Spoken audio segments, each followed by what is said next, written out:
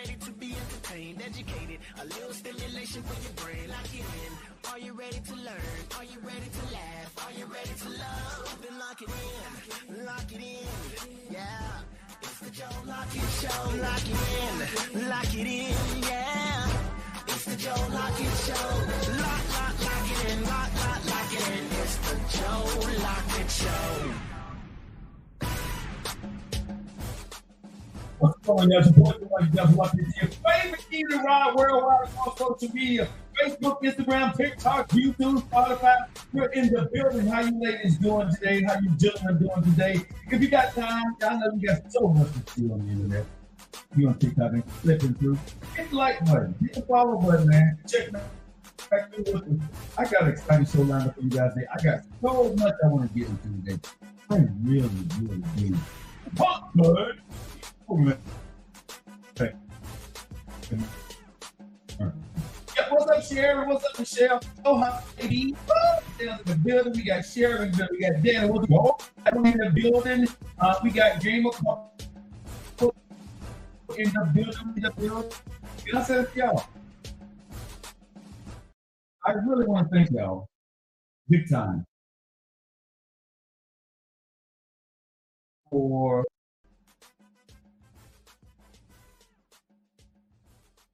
I really want to thank y'all so much. Yeah, I'm trying to get this off here. There we go. All right. I really want to thank you guys so much for uh, my reels and the things that I'm putting out there on TikTok and Facebook. You guys are sharing them and liking them. A couple of my reels went viral. I got to thank you guys for that. And it's early. It ain't 5 o'clock yet, but we finna do this, man. Appreciate you guys. Thank you guys so much. Orlando, Florida in the house. Hey, Amy. Thank you guys so much for following us and making. I got like 3 or 4 reels right now that done went viral because of you guys. What's up, Nick Dog? What's up, big man? What's up, Fred? So thank you guys. What's up, Sheriff Joe? Like that name, Joe. Mary Jones in the house. How you doing? Thank you guys so much. Each and every day, we're on TikTok and Facebook. We're getting over 25,000 likes. And we're building this show, man, each and every day. So thank you guys, man. Coming out of radio for 10 years and then coming on doing my podcast, of course, you kind of skeptical. It's people going to follow you. We have grown. We've been off radio for 4 months. We have grown every month since we've been off radio. And that's thanks to you guys on social media, sharing our posts, us working hard to make the show better each and every day. So we thank you guys so much for all that you do. And Facebook and YouTube and Instagram and all you guys, man. Again, thank you. How y'all doing out there? Gina, how's it going, baby? Thanks for joining the show. User 741, I see you out there. I got some news coming up. I can't tell you guys about right now, but we got something new coming out that I'm working on with a friend of mine. So it's going to be. I found my calling. Let me just say that. Hey, Cheryl, how you doing, baby? Glad you're doing well. It's my baby Cheryl in the building. Got some new things coming out, man. I'm very excited. God has put me in the place where I need to be. Thanks for sharing that live, Nick Dog. I appreciate you, man. What's up, Joe? Thanks for hitting the like button, y'all. Let's get it in. What's up, backyard? The things that we got coming in, man, is because you guys have actually, shown me my way, and now I kind of understand what my calling is in what I do. Next week I'll be explaining a whole lot more, but I just want to tell you guys, man, God is good. The blessings are good, and thank you guys so much. What's going on, Empress? How you doing? What's up, Tams in the building? Tams with the big yams in the building. She's out there in Tennessee. She's a Tennessee fan. I don't really like her for that part, but I do like the yam that she got on. I'm just saying. Yeah. Hey, Tam, how you doing? I'm just saying hello. All right, guys, we got a great show lined up for you. Nephew's not in the building. He's handling some family business. Hopefully, he'll be back maybe by the end of the week, or definitely he's going to try to get back here next week. So he'll be back in the building. One of the things I want to talk about today, is there a difference between boyfriend and girlfriend in marriage? That's one thing we're going to talk about. Loving the wrong person will have you second guessing yourself. Gaslighting, whose fault? Those are 3 things I got. I got a couple more things on here I want to talk about, but I do want to get into this gaslighting because I don't know about y'all, America. But I'm a little sick and tired. Go ahead and hit that like button, man. Let's get these likes on up to 10,000 real quick. I know y'all can do that quickly. And share the video right there. But gaslighting. Who knows what gaslighting is? Gaslighting when somebody, I guess, throws something out at you and expects you to react in a certain kind of way. Okay, what are you, ladies? What is your definition? Facebook. What is your definition? Facebook, TikTok, YouTube. What is your definition of gaslighting? Tams, Shar, what's your definition of gaslighting? Because I want to get into this gaslighting thing because I am a little perturbed about gaslighting. Let's talk about it. Gaslighting, right? I hear women all the time, especially women saying, when a man gaslights you, huh? That sounds really petty. Do men gaslight women, ladies? I'm asking, hey, what's up, Adam? Do men gaslight? Do men do gaslighting, or is it more women that do the gaslighting? When they get you into thinking it's you, but it's actually them. What? Miss Lisa, men do gaslight? How do we gaslight you, ladies? I'm just asking. What do we do for gaslighting? What is it? Because so we guilt you into thinking it's you, but actually them, but it's actually them. Okay, so manipulation. Okay. We grown, correct, ladies and gentlemen? Are we not grown? Social media, YouTube, Facebook, are we not grown? If we grown, how can another grown person manipulate you? How do we allow someone to manipulate us into believing something's not true or something's true? How do you allow a man to manipulate you to thinking that you're wrong? I'm just asking. Because I want to believe that most women have their, all their faculties, their five senses about them. And you are women who have the innate ability that God gave to you that he didn't give to us men. So how does men trick you into manipulating and making you start to believe or doubt yourself? I'm just asking the question. Not saying that it can't happen, but I'm asking. How does that work? We believe everything they say. Why? Why do you believe everything a man say? Why do you don't believe yourself first? I'm being honest. Hey, Jay, how's it going, baby? The beautiful Jay is in the building. How you doing? Love your tons. We believe. Okay, but manipulation, gaslighting. I'm a man. If I'm telling you something and you know it's not true, if you're telling me something I know it's not true, you can't gaslight me. You can't pour gas on me for real to make me react to it. Hey, Lady Jay, we work in feelings and not logic. But whose fault is that then? See, y'all can get mad at me on Hump Day, but I'm just saying, because when women talk about he gaslit me, I'm like, how the hell he gaslit you if you didn't let him light the candle? You know what I'm saying? Or light the fire. I'm just saying, how do you get gaslighted, ladies? If you are in your own mind, right? You don't have any mental issues, no health issues. How do you allow a man, even if you love his dirty drawers, how do you allow him to gaslight you? A woman's nature. You're not gonna get away with that, Diddy. You're not getting away with that. Woman's nature. Nope, you're not because I'm a woman. It happens. No, I need answers. I can't handle. You can't blame women for that. What you mean I can't blame women for that? I'm asking a question. If you got common sense, Tams, no, we're not gonna do that, Tam. I'm not serious. Tam, I'm not letting your little big booty behind get away with that. No, not today. No. If you know that he's wrong and you know in your mind that he's not telling you the truth or whatever he's doing, why are you not capable of saying no? Ain't that much love in the world? I'm just saying, come on now, talk to me. Tams, if you ain't work, let me know. If you're at work, I know you can't come on, but if you ain't at work, I want you to come in because I'm not gonna let you get away with that. Not today, no man. Talk to me, ladies. How do y'all let men gaslight y'all?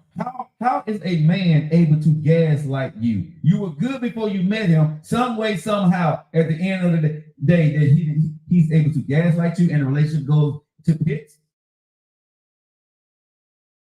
Sure. It makes one question the validity of her own thoughts. Oh, Jay, on social on Facebook.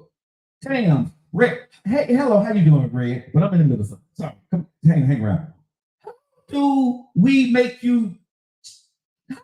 What can I say to you to make you think that you're not pretty?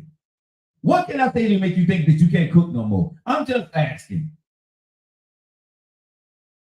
Lie. Okay. The inability. Didi, you're not gonna get away with that today either. Don't you start with me. Baby, I love you, but no. No, we're not doing that. No, that's not gonna happen. If you know before you met me who you are, how do you let a person you just met or been with for a minute change your whole thought pattern when you know who you were before you met him? Now, Shar, you may have a point there with low self-esteem. That one, that's the only thing somebody said that made sense to me right now. I'm being honest. That's the one who has low self-esteem. So I guess what y'all are saying, there's a lot of women that have self-esteem. I'm asking. Y'all put that out there. I didn't say that. I did not say women got low self-esteem. Y'all said that. Now I'm asking. A man doesn't validate who I am. Exactly. Like I said, before you met that man that you're with, right? And you knew who you were, you that queen, you that beautiful person, you know that you're enough. How do you allow yourself to get with a man, and then when you start talking to your friends and get on social media, he's gaslighting you? I'm tired of these men gaslight. What? Gaslight what? What am I saying to you? If I say you ugly, right? If I say you know you're not pretty, right? Or you're not attractive, how can you take that and start to believe that? That's one man's opinion. And then you got to ask, why is he saying that? You with he chose to be with you. So when a man says something derogatory towards you, you have to ask yourself, well then, buddy, why you with me? Because that says a lot about you. I'm just saying, if you allow this man to come into your life and start talking down on you and make you feel bad, why do you stay? I'm asking. Not critiquing, I'm not judging, I'm asking. If men are these big gaslighters like women say that we are, right? Why do you stay with that man? Exactly, Red. But what if y'all go through social media, you hang around your friends, you see a whole lot that goes on in this space, though. Right? You allow a man, or you will sit there and go back and forth with a man about what he's saying about you. How does a man know more about you than you know about yourself, ladies? We think we can love it out of them. How? Security. Okay, so you stay with the man because of security. So you tell yourself, I need to start believing what he says because I want to secure the blanket from him. Is what you're saying to me? I'm not critiquing. I'm not judging. I'm asking the question because I had someone that I was talking with and on some other projects that we're working on. And, I kept hearing the word gaslighting, right? Me and gaslight, me and I'm like, what the hell are y'all talking about? We gaslight. I'm thinking, do I want to walk around with gasoline in a canister or something? No, well, he does this, and this. And I'm like, how do you allow me to do that to you? It ain't that much love in the world to me to allow a person to change my whole mentality, right? Ladies, I'd rather be homeless. To allow a man to change my whole mentality about myself. Now, should I say something very, very, very, very unique here? Dependency, I get that. I think she said security. That makes sense. You're right, but I guess that's why I'm single because I'm not going to let a man beat me down. But ladies, can I ask y'all something? Right? Real talk. Y'all chose these men. Can we pump our brakes? Right? If this man is gaslighting you, you chose to partake in this man being a part of your life. He just didn't walk into your life and start to gaslight you. This is the man you chose. So I'm asking women, again, I'm not judging, I'm asking questions today on Hump Day on the Joe Liker Show, 17 minutes after the hour. You guys are locked in. Talk to your boy, your favorite eating the ride. Why are y'all choosing guys that gaslight you? And then why are you staying with a man that you say that is trying to or doing that action? Once I see that he's gaslighting me, I'm gone. Okay. So What does a man do, ladies, that considered gaslighting? Hey, Monique, how's it going, baby? I mean, what do I do? I started telling you what. Well, what do we say? 'Cause I don't know about this gaslight. I'm not a gaslighter.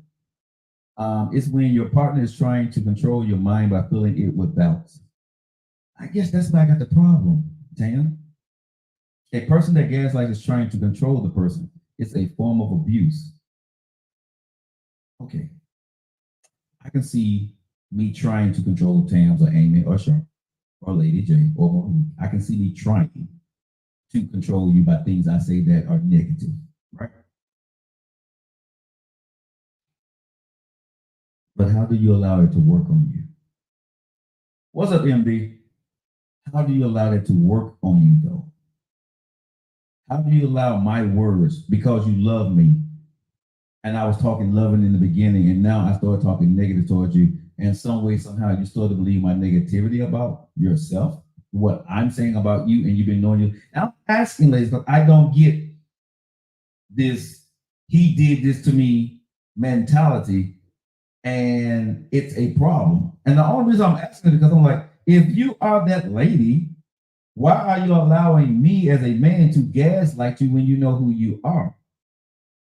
I don't, I'm not, there's a disconnect for me right there. I don't get that part, right? You're a strong woman.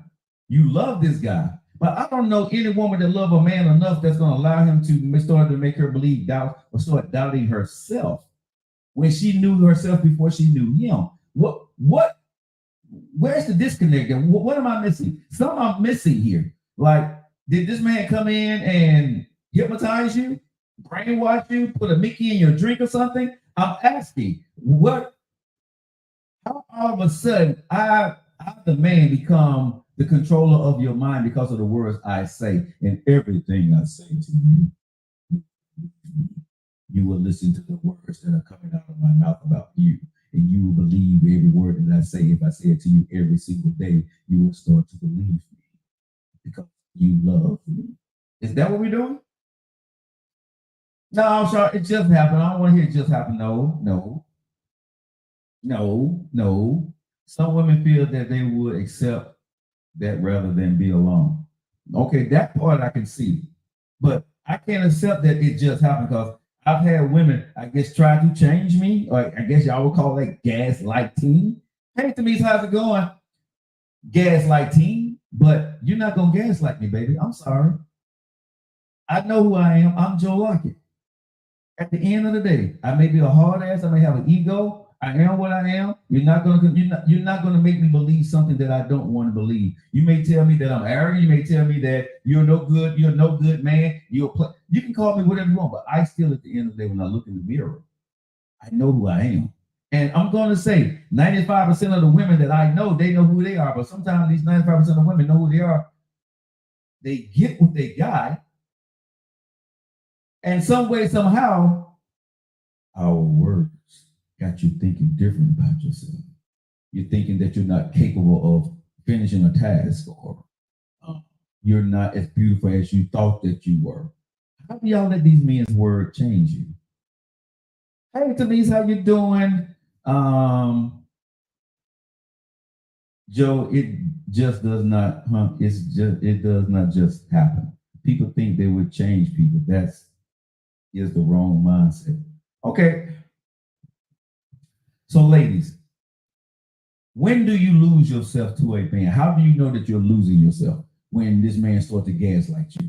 What makes you start to doubt yourself when a man you love starts to say something negative about you? He loves you. There's some negative things he's saying. So what's the disconnect here? Ladies saying y'all agree. Y'all agree to what though? People think they would change people. That's the wrong mindset. And people saying exactly. I am completely lost in this. Am I missing something? When she lost herself to herself, insecurities runs deep. Okay, now that makes sense. Okay. not wanting to be alone. Okay, that makes sense. Okay. So there's a rhyme to a reason why women are doing what they are doing, then, is what you're saying, because it's something that they're lacking. And because they lack whatever that might be, they falter to the guy in their life and start to listening to them because they start to lacking one of their sensibilities that keeps them strong, I guess. Okay. So, okay, so that begins to make sense. So I'm gonna ask ladies, why would you know that you have these insecurities, or maybe you don't know, right? But when you start to figure out, let me ask you a question. When you being gaslit, okay, do you know you're being gaslit, ladies?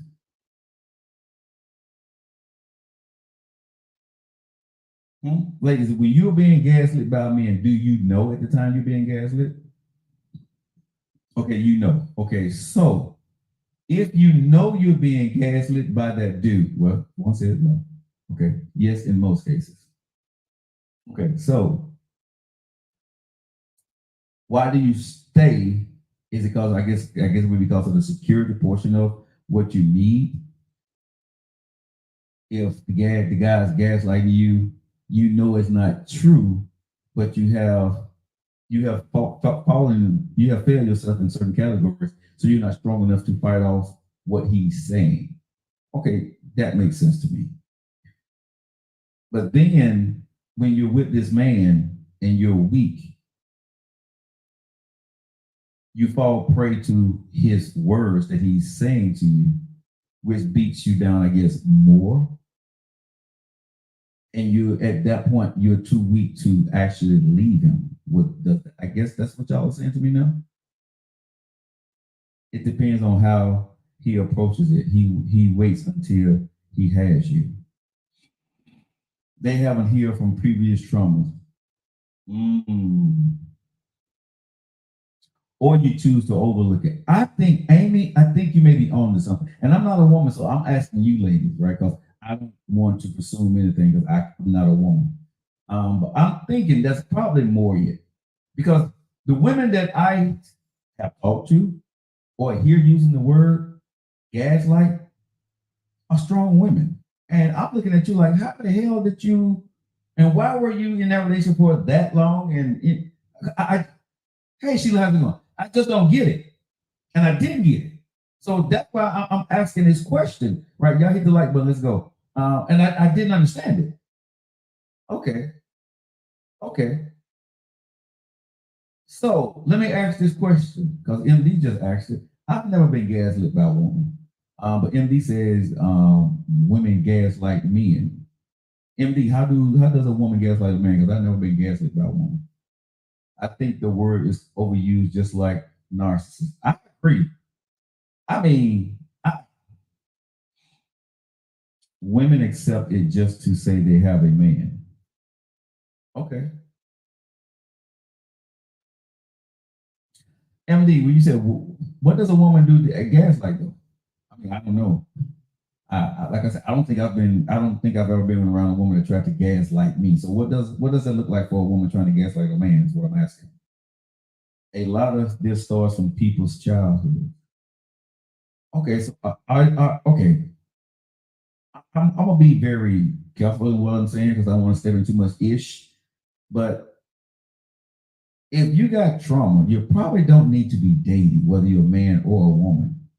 If you're insecure about yourself, you can't look for it to be secured by a man nor a woman. You know what I mean? And some of y'all probably just don't, some people just don't need to date. They need to really work on themselves first. I'm not trying to be rude here. I'm not trying to hurt anybody's feelings.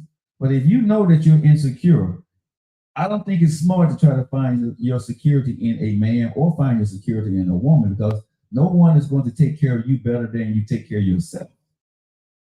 And if you're relying on somebody to secure your emotions, you're looking for a train wreck at some point because people are not going to carry your emotions around the way they carry their own. Nobody's going to, even if you're a husband or wife, they're not going to care for you better than you can care for yourself.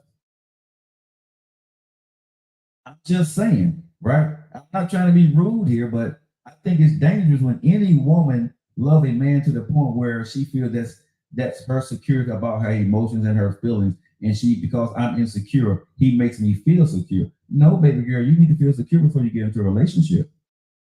No, bro, you need to feel secure before you get in a relationship with her. Because she will damage you at some point. She will let you down. And if you're already damaged, you're gonna be damaged more. And you don't know what people's intentions are about you. Because if you see a man see a woman who's insecure, that's an advantage point for a dangerous man. You know what I'm saying? A man that is up to no good and he sees you insecure and he sees you as a liability but an asset at the same time, he's gonna use you. Okay, let me say that again. If a man sees a woman that's insecure, he sees you as an asset and a liability at the same time. Depending on what kind of dude he is, that can be very hazardous to your life mentally and sometimes physically because you're insecure. So I'm going to say to women, and I'm learning with this and we're talking about with you guys, right? That ladies, if you are insecure, do not put your security. Not just talking about the money and the house, the roof over the house, but I'm just saying insecure about who you are, how you look, you know what I'm saying, how your hair is, you know, how your nails look, about your size, about your weight size. If you're insecure about those things, don't put that portion of your life into another man's hands. That's very dangerous because everybody's not going to handle that the right way. Some men would use that against you when they're upset, or they feel they can, like as y'all would say, manipulate you, right? Because now they got you where they want you because now you feel secure with them. So you start to believe that they're the only ones that want you. I guess that's the way it goes, right? And so if this man is telling you what you already thought that you love, now I can see that you don't have you now are more insecure because you trusted your insecurity with a person that didn't love you or didn't really care about you like that.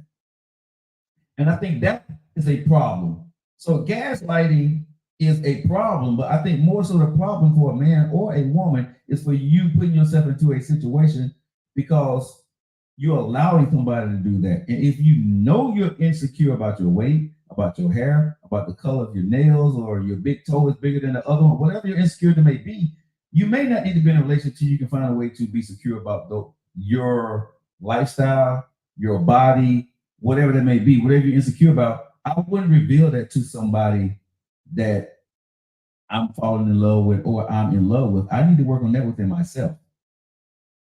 That's just me. My insecurities, I need to work on that myself. You know what I'm saying? I'm not going to tell that man or that woman my insecurities. If you're a woman, why are you telling that man your insecurities? You don't know him. If you meet a brand new guy, why do you tell him your insecurities, your vulnerable spot? I don't understand it. Sometimes men can see it, sometimes a woman can see it, but you got to know that if you are insecure, you are a liability to yourself. Let me say that again, whether you're a man or a woman. If you are insecure about any part of your life or anything, the way you look, the way you dress, the kind of car you drive, the kind of job you have, right? If you're insecure about anything in your life, you are a liability to yourself. And you become an asset possibly to someone else, which will be hazardous for you. Your insecurities is more about you figuring out how to do it by yourself, for yourself, with yourself. And then you can move forward. Or if you decide to move forward, don't reveal your insecurities to anyone. I mean, I wouldn't even reveal my insecurities to my kids or my parents. Because depending on what day it is and where the wind is blowing, they can use that against you. If they don't like what you said or like what you did, they'll throw that back in your face. So if I'm understanding what y'all are telling me correctly here, right? Yeah, I wouldn't share my insecurity with somebody. And it's your responsibility to fix you. Exactly. But what I think is TikTok, Facebook, YouTube, I think a lot of times we want people to fix us. Is that fair to say? I think there's a lot of people in society, we got so many things going on that If somebody tell us that, hey, you ain't got to worry about that, you're okay with me. Why the hell is he saying that? Mother Blucker, I don't know you. And y'all hear me say this a lot. When you dating somebody for the first time, or you dating somebody for a while or a year or two, still think about it. If you 50 some years old and you dating somebody for 1 year or 2 years, you don't know them. You don't. You're familiar with them, but you don't know them. So why are you trusting somebody with your lifelong insecurity? To me, I'm sorry, but that don't make a lot of sense. Tam says nobody is secure about everything. Very true. Very true. But you're not going to reveal that to whatever you're not secure about to just anybody. And here's the other part of it. You don't have to build what you're insecure about to anybody. That is not a prerequisite to a relationship. Tell me your insecurities. Let's talk about that. You talk about that with your therapist. You talk about that with your pastor. But you don't talk about that with your boyfriend or girlfriend. Some of y'all want people to feel sorry for you. That's what that is, right? That's why you tell people you're insecure, because you want that people to pick you up and fix you. That's what I would think. I don't know now. I'm just asking. Love many, trust few. Paddle your own canoe in. Exactly. Okay, MD, you say no. No to what, bro? What are you saying no to? No, Joe. Okay, what are y'all saying no to?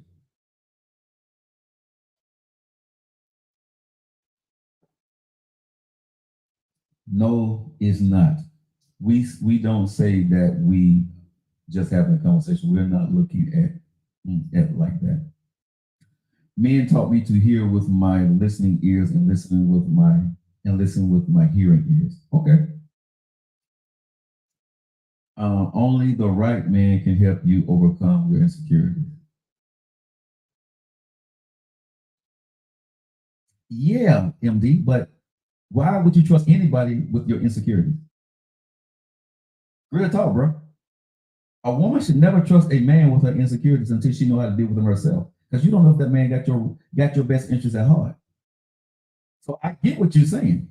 You a good man. I'm a good dude, but hell, she don't know if I'm a good man. She don't know if I'm a good man. She have no idea, even though I may be the one of the nicest, my record may be the nicest person in the world. Why would you trust somebody you're meeting or somebody you're dating with your insecurities? Your husband, I can see more so, letting your hair down a little bit. But with somebody that you're talking to, no, bro.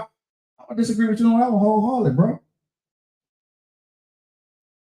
Never do it, ladies. Okay, MD. You about to get on my damn nerves, bro. You already know what you finna do. Let's go for it. See, can I break it in? And anybody else want to join in on this topic? I ain't scared of none of y'all. I said what I said. What's up, big dog? What's up, man? Good evening. What's up, man? Good evening. Don't be good evening, me mother sucker. Talk to me. Don't even come and try to be nice, because you know we finna get into it, bro. What? Now, not right out the gate. You shouldn't trust anybody with your insecurities at the gate. But when you see that they're a safe space, absolutely. Absolutely. Well, let me ask you the question, bro. Okay, I'm gonna agree with you to a point. I hate you came out of the way, but okay, I got to go on. But let's go here. Okay. Even though you see this person that's a safe space, would you not agree that she needs to be secure with herself first? Even if he's a safe space, she needs to make sure that she's okay with herself before she reveals that to a man. I disagree with that because we there for each other. So there's things that I'm going to need her to help me fix within myself as well. So if she doesn't find herself safe with me, she's going to protect certain parts of herself from me, and vice versa. Y'all should in the beginning. What's that? Y'all should. You don't know her. She don't. Right in the beginning, yeah. That's why I said once you see that they're a safe space, Absolutely, that's what your mate is for. Okay, so what does? Okay, so are you talking about doing it? Are you talking about before you get married? You trust them, or after you get married? Before, after you get married, there's no point. After you get married, you're there. If that's your person, you're there to build each other up. You're supposed to help fix one another. I don't know, MD. I don't know, bro. Cause I mean, I think I know the in American end of divorce, but bro, at this stage in our life, you're saying that. Early on, like if I was in my 30s and 20s, I'd be like, yeah, bro, I feel you. Bro, I'm 53 now. I don't know what you're saying. Joe, there's a lot of 53-year-olds that's broken. Yes, me. I'm broken. Because they don't want to make themselves vulnerable to their mate. Being vulnerable to your mate, get your new asshole torn out. They're too arrogant to say, hey, something's going on with me. I need you to walk with me through this. Okay. I ain't doing it. You can do it. And I don't think you're doing it either. Because to me, who's the best therapist than your woman? Who's willing than your woman? God, the preacher, a therapist. Not a woman that I met and we trying to get together and probably live a life together. She ain't the best person for me to walk through with that on. No, I can tell her what I'm doing in therapy, but for her to fix me, no. You're forgetting the most important thing I said. Once you see she's a safe space. Bruh, okay. Can I be real with you? I don't think a woman or my wife will ever be a safe space if I'm not ready to deal with my own stuff myself. I can't put that 53 years of burden on her. I need to work through that myself. That just means, you know what I'm saying? You as men, yeah. You know what you can tell your own woman from what you can't tell your woman. Mm-hmm. You know what the certain type of women you can't be 100% vulnerable with, but you do know that one you can be 100% vulnerable with. Okay, and she won't judge you. She'll nurture you. Okay, MD, how old are you, bro? I'm 47. You're 47. In your 47 years, you was in the Navy, right? Yeah. You was a chief, right? I was. Okay. So, I'm gonna ask you this question, bro. Your 47 years, how many women have you been vulnerable to? 100% vulnerable. 100% vulnerable that you trusted, and you saw she was that fake face that MD's talking about. I would say probably 2. Okay. You understand what we're talking about here, bro? It's very few in between where you're gonna find that woman, right? With everything that you got going on with your mind, who you are, what you bring to the table, that insecurity you got, bro, you know you got to protect that like a vault.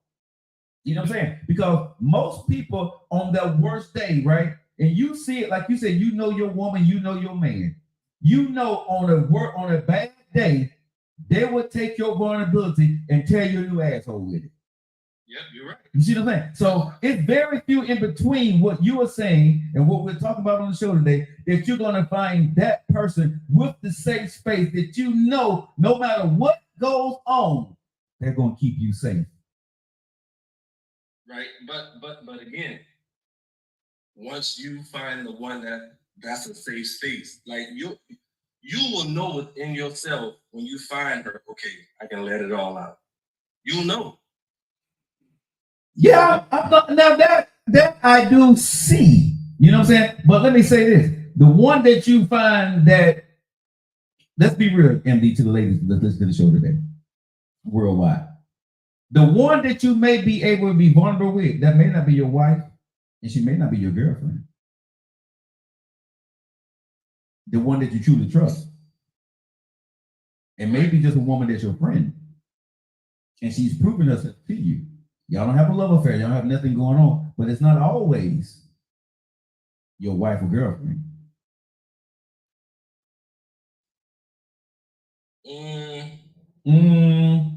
Come on now. Well, I say this. I'll say this. If I see that woman and she's in the friend zone, she can make herself a candidate. Let me ask you this then, because I think you said you was married before. Yes. Okay, so in your lifetime, and if you don't want to answer this, you know my phrase on the show. You can kiss my ass. You can tell me kiss your ass, right? But okay, because I'm gonna get deep, bro. This is Hump Day Wednesday. I'm gonna ask a serious question. When you were married, right? Mhm. Was there a woman that you was not sexually involved with, right? But you told her things that you never told your wife, or you trusted her with things that you didn't trust your wife with? Were there anyone? Was there anyone? I don't know. That's a good question. Okay, I'm gonna say in most marriages, right, or relationships, those things happen, right? Where you love your wife, you love your husband, but you are sharing things with other people because, like you said earlier, right? You know that person that you're with, and they sometimes you feel that they just can't handle, even though it shouldn't be that way, but that's the way life really is, in life. And so that's why I say you may have a go ahead. I'll say this. Sure. Just like I said it before with females, Mhm. and the same thing goes for a man. A man or a woman is not going to open up to someone that they're not attracted to. Very So true. if I did it, I was attracted to her. Okay. But you trust her, but she provided you with the say the attraction cool. But what you said, let's stick to that. She provided with a safe space in the category that you needed her to, so you felt vulnerable to talk to her about it. Yeah, absolutely. You see what I'm saying? That's all I'm saying. And all I'm saying is, I'm not saying it's right or wrong. I'm not judging you, me, or anybody else. But what I'm saying is, the person you may be vulnerable to may not be your wife or husband or your girlfriend or boyfriend, the one that you truly trust, because you know your husband, you know your wife, you know your boyfriend, you know your girlfriend. Sometimes the person that you chose to love and to spend a lifetime with is not the person that can handle or want to handle or you can trust with that piece of your life. Now, is that wrong or right? Hell, I don't know. But that's the honest God truth. Then why be in that relationship? For a myriad of reasons, MD. Me and you at this stage in our life, we won't. But a lot of other people have a myriad of reasons of why they stay in those relationships. I'm not, like I said, this show, I don't judge you, but I'm just speaking real life, what really happens. Because just because you did something with somebody else, but the other 95% of your life is good, you're gonna walk away because of that 5%? No. Who will? You got kids, you got family, you got a house, you got a mortgage. You know what I'm saying? You ain't walking away because you feel comfortable talking to this person. Y'all ain't doing that, but you feel comfortable talking to this person, but you gonna leave your whole family because you only feel comfortable talking to that person, MD? We know that's not gonna happen, big dog. Come on now. That's true. Come on now. We not. And a lot of women does it, and a lot of men, we do the exact same thing. And the only point, I'm not trying to win a battle or debate with you today. All I'm saying is I don't think it's as simple as you and I try to make it. I think it's more complicated. And I don't believe that we would be fooling ourselves if we sat here today on this show and people listen to us worldwide, and we would sit here and say that, okay, well, the safe space will be your husband or wife or your girlfriend or boyfriend. I think that would be very irresponsible because I don't believe that's true. Yeah, because everybody doesn't have the capacity to be a safe space. You know, some women don't want to hear a man's weakness or what bothers him or what hurts him. Some women don't want to hear that. Exactly. Which is unfortunate. But then you get mad when you find out he talking to Keisha and telling Keisha all of his problems. Mm-hmm. Well, let me say this, MD. Go ahead. Go and finish your thought. Eventually, Keisha being that listening ear, mm-hmm. tapping into his emotions, that's mm-hmm. going to lead to the bedroom. Sometimes. And the reason I'm saying is, MD, because I'm that dude that talked to Keisha, right? Right. And me and Keisha didn't go to the bedroom. We made that very clear, right? That right. I made that clear with her, right? Keisha and I, we was friends. But I felt more comfortable with talking with Keisha because Keisha wasn't giving me the backstory of what I did or what I didn't do. Keisha listened, right? Keisha said, okay, well, why don't you look at it like this, big dog or bro? She would call me bro. You know what I'm saying? The girl name wasn't Keisha, but we using your name, Keisha. So Keisha would say to me, okay, bro, you need to look at it like this and then think about this. Well, why don't you try to do this here, right? And stop worrying about this part right here. And so Keisha made me feel comfortable because she didn't want sex from me. She just truly wanted to help me. And Keisha was a person that when she saw an opportunity to help me, whatever thing that I was, she would either send me something or send me the right people or send me in the right direction to go do that. But she never looked for anything in return from that from me. She was just a really good friend. She had her own life, had her own man, but she always looked out for me like a little brother, right? So I've had a Keisha in my life. And that was never. Go ahead. I would say it's rare that it doesn't turn physical. It's very rare. I'd say 75% of the time it's going to turn physical because he's trusting his emotions with Keisha. And as Keisha is hearing his feelings and his emotions, her wall is going to come down. Keisha wall will come down. And she's going to feel sorry for him. And then next thing you know, hey, I'll be what your wife isn't. I'll be what your girlfriend isn't. But MD, that's on you though. But MD, come on, bro. That's on me and you. See, that's true. If we go into it with sneaky intentions, of course it's going to lead to that. But MD, if she dropped them draws and that's not what you want, bro, you don't have to do it. Absolutely. But I'm not saying that would be the male's intent. What I'm saying is her being that listening ear and listening to his feelings and his emotions, that's going to make both of them vulnerable. I don't think so, bro. I think that. Okay, go ahead. 100% of the time. I'm not saying 100% of the time. I'm saying eventually that can go south. It can go sour if either one of them have that thought pattern for them. And I agree with you. But bro, if I showed you Keisha, you're like, bro, really? But bro, if you really want to get fixed, come on now, men and women, if it's something that you truly want to do and you want out of it and you know that you don't need to cross them lines, you can control yourself not to do it. It's very rare what you're saying. I agree with you 1,000%, big dog. I'm not saying because you're talking about the average guy, right? But I'm going to go ahead and say that MD, you're not the average guy now, right? I'm going to say I'm not the average guy. I don't think you're going to take advantage of Keisha even though she's fine as hell. She just broke up with her boyfriend, but she's helping you out. She want to slide, but you know that it ain't going nowhere. You're going to slide anyway, bro? I'm not. That depends on how vulnerable I am. Okay, so I'm not going to slide. You know why? Because I respect Keisha for where she is, what she's been through, and I know right now I mean her no damn good. So even if she came on to me, bro, I'm going to turn her back. Reason why I can say this, MD, I got records and receipts where I can call women right now and they'll tell you, Joe turned me down. Because it's not about that. When I come to you about something at this stage in my life, this is what I want. I done had ass. I done done all that. You know what I'm saying? I done been there. So that's not what I need right now. Now I need people on my team and around who I trust. You see what I'm saying? So if you're still in that whole phase, yeah, that's what you're going to do. But if you're a man and you bought something else, you don't have to do that, bro. You won't do that. Because I'm telling you, I'm sitting there saying I didn't and I don't. I got fine women right now that I probably could do whatever I wanted to or get with them if I wanted to, but I want them for specific things. And I don't want to sleep with you. I'm not saying every man is like that, but I think if you're still in your whole phase and you weak, and I'm not saying that you're weak, big dog, but I'm just saying you weak at the knees, you know what I'm saying? You see it, and you got to do what you got to go do. I'm saying that we don't have to if you truly got your mindset on what you need to get out of this relationship, and it ain't sex. Right, but okay. So, according to the scenario that we're talking about, right? Mm-hmm. The male has he's married, right? Mm-hmm. And there's certain things that he can't talk to his wife about, right? Exactly. Mm-hmm. And here goes Keisha. She's the listening ear.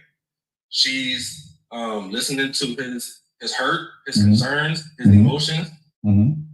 You know, those type of things bring the I'm not going to cheat on my wife wall down a little bit, because here I am, somebody that I'm married to for life, doesn't want to hear my feelings and my emotions. But Keisha's that listening ear. But why? But why you gotta cheat with her, MD? Not only a man, some women too. Okay, but even the woman coming to you, MD. A guy on her job that's easy to talk to, she's attracted to him, he got swagger and all of that. Mm-hmm. That listening ear brings that wall down a little bit. It brings it down a little bit, but not okay. MD. Okay, go ahead. What it does, somebody that nurtured, that outside person that nurtures your feelings, that taps into your emotions for that person. Okay, I'm going to agree that it does tap into your emotions for that person, but I'm going to say it should not supersede if you truly love your husband or wife. That one category that person is fulfilling for you is going to knock out the other 99.99% of what your wife is to you or your husband. That means that you're not really, locked into your marriage to me. That's just me. Because if you allow this, if Keisha comes in and she got a listening ear and your wife is not, got it. Keisha looks good. She's talking to you and feeding you information. That's a small category of your life, right? That Keisha is feeling, but your wife is fulfilling the rest. And you're gonna sit here and say that you and I will actually blow up everything else for that?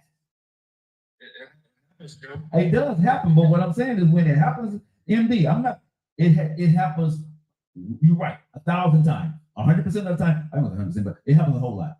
You're right, but are you truly in love with your mate if you allow Keisha that does just that? You blow up your whole marriage and your whole life and your kids for that. That says more about you than it does Keisha. It's not about love. It's about that person you can completely exhale with. Like, but that's just one part of of life, bro. I got a phone call coming in. Okay. Well, he's back. Come back later. All right. So, okay. So, let me get MD out of here. Okay, Willie. I want to accept you, Willie, but I'm gonna do this, Willie. Say you want to talk on subject. Go say you want to talk on subject here, Willie, and then I will bring you in. Ohio, Toki Doki, how's it going? Willie says he wants to talk on subject. If you want to talk on subject, Willie, I see you want trying to come in, but I don't know you. You're not regular on the show. Okay, so what MD was saying, I'm disagreeing with him to the point because I'm saying you're going to your lower extremities and falling prey to your horny, right? To be, with that woman, or that if you're a woman, you're going with that man. If you're a man, you're going with that woman. I'm saying that that's not always the case. And if you allow yourself to fall in that vulnerability that's happening, right, with that person, I'm saying to myself, you're not in love with the person that you say your wife or your husband like you should be. That's what I'm saying, right? I've been married twice. I know where I messed up. I know when I've cheated, and I know when I really love somebody and I didn't love somebody, right? And I can honestly say in my second marriage, right, I made it a vow. I don't need no pomps or circumstance. I don't need no hand slapping on this. But I made it a point that I said I would never sleep with another woman while I'm married to this woman, because I didn't want any other woman to say that she had me. I didn't want any other woman to be able to say that I slept with your husband, even if she never told my wife at the time. I never wanted that, so I never did it. So that's why I'm sitting here saying strongly that there are men like myself that chooses not to fall prey to sex, even though things are not good at home. You know what I'm saying? We can't. Everybody don't do that. Let me just say that. Everybody's not a part of that arena. Now, have I done it in my life? Yes. Have I been a hoe? Yes. Have I cheated? Yes. On my second wife? No.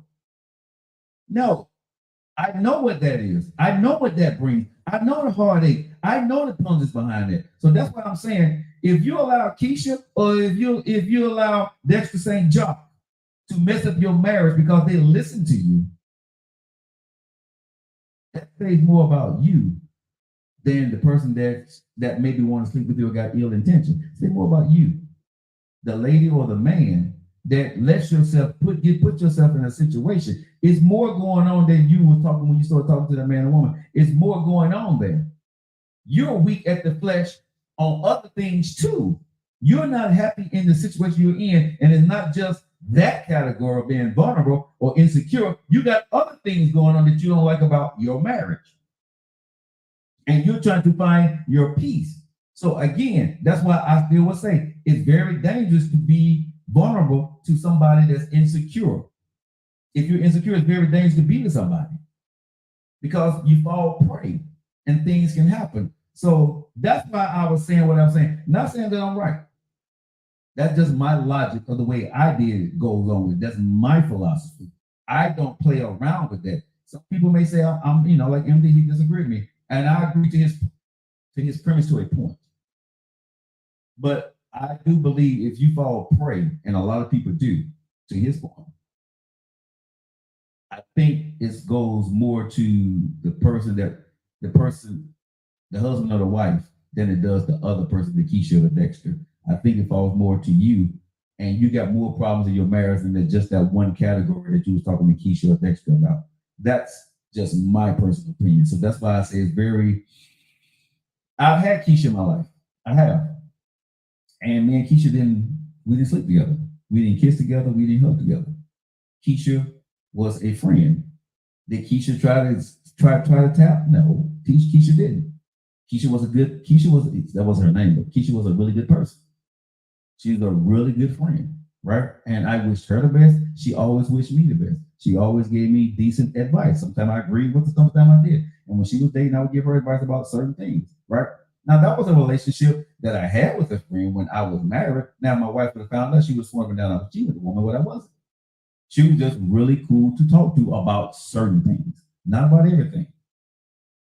I made sure I kept that clear. Majority of the conversations I talked about was with my wife. But you know your husband, you know your wife. So sometimes, right?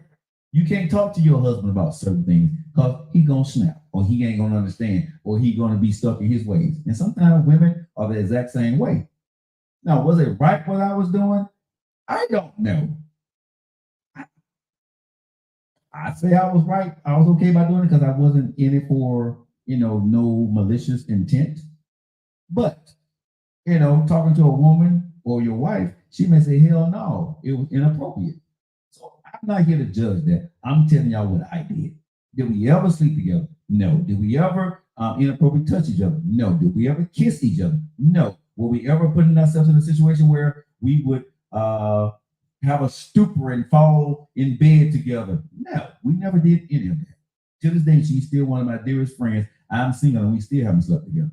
We still haven't been in any kind of inappropriate situation because we just cool. That's my dog. I trust her. She trusts me. All right. So can it happen? Yeah. Does it happen often? No. I think what MD said, it usually happens the other way. But I think the times it has happened for me, I had intentions and I saw, even though I was coming to you and asking for your help, I know that I kind of like you, you're cute. So I'm going to kind of joke with you a little bit and whatever. And then that leads to what I think what MD was talking about. That's just me. All right, guys, you guys locked into your favorite eating ride. It's 1 minute after the hour. Hey, Chris, I see you in the building. Let me read some of the stuff you guys are saying here. As a wife, I could be disturbed to find out my husband is confiding in another woman. Of course. And if your wife do not know that you're talking to another woman about your issues, it's a no. I agree with you. Okay. And like I said, I get it. I'm just telling y'all what I did, right? Because I knew my wife was not the person to talk to about some of the stuff that we had tried to talk about. Let me say that. We tried. It didn't work. And I wanted a woman's advice about it.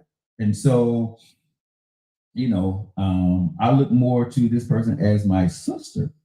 So she would come to me raw. She'll tell me where I'm screwed up at, and she'll tell me, well, if you want to fix this. And one thing I loved about her, still to this day, she only holds me accountable. She always say, I'm not talking about her. I'm talking about you. This is what you need to do. I don't know your situation. You don't tell me from your point of view. So you can be lying to me, bro. I'm not saying the job, but you be lying to me. So I'm taking it from a third person party, and I'm saying, if what you're saying is true, this is what you need to do. I love that about her. She never tried to make my wife the villain or the bad person. right? She never did. She always made me the point and accountable for what I was doing or not doing. And she was always looking for trying to help me find a solution to be better or to, uh, correct what was going on with the situations, right? For me, I respected that. Anytime I think you dealing with the opposite sex and they start to denigrate your partner or your wife or your husband, you should walk away from that because yeah, that sounds good for what you're talking about, but I think they have other intentions. Um, because again, they don't know you nor your husband or your wife. KT says, my player nephew gave me great advice while I was dealing with a player, not the same I know. She would say, that's true. Friends letting you know when you're wrong. Yes, my friends definitely let me know when I'm wrong. They definitely do.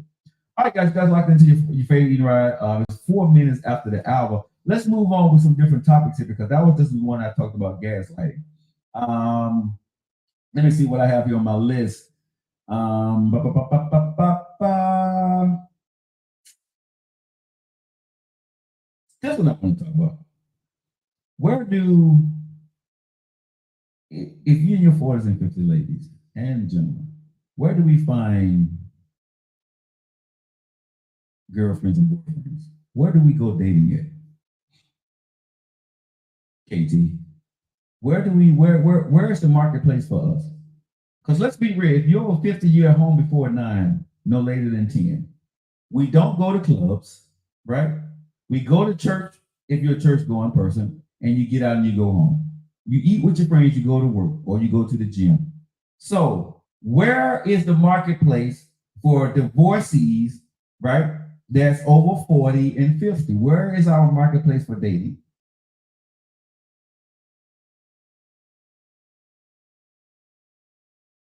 Where? You know what I'm saying? Because when you go to the apps, the dating sites, right? Most of those are for hookups. They're for smashing. Okay, let's just be real. Most people see you, and a lot of times they just want to hook up. Okay, so it's a great place to have conversations and get to know people and meet people. But where do people in their 40s and 50s go shopping for a mate?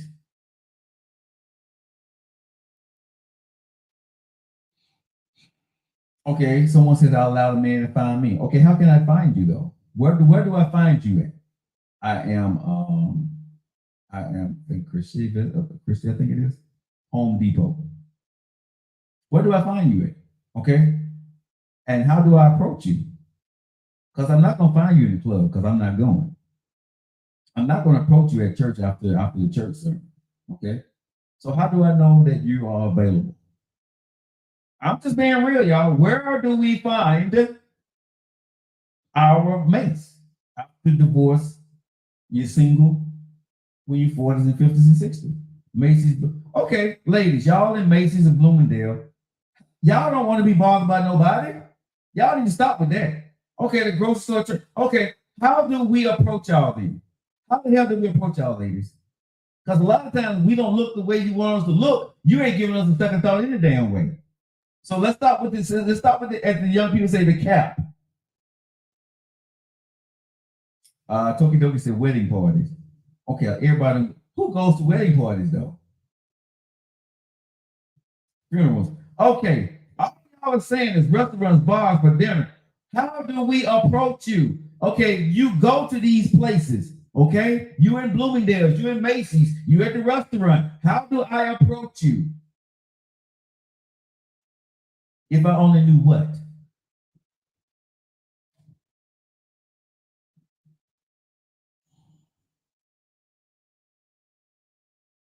If I only knew what. I just sent you what's this? Come on in, because I want to hear what you got to say. Mm-hmm. Um, what do we say to you? What is a man supposed to say? No, stop, Big Bo. No. If we say hello to you, right? Some of y'all is not going to further that conversation if I don't look the way you want me to look. Stop it. Y'all on some BS today. No. Facebook, where do we find, if you're over 40 and over 50 and 60, where do you find, and how do we approach you? How would you be open to getting to know each other?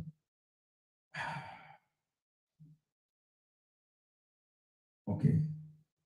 So, let me do this here.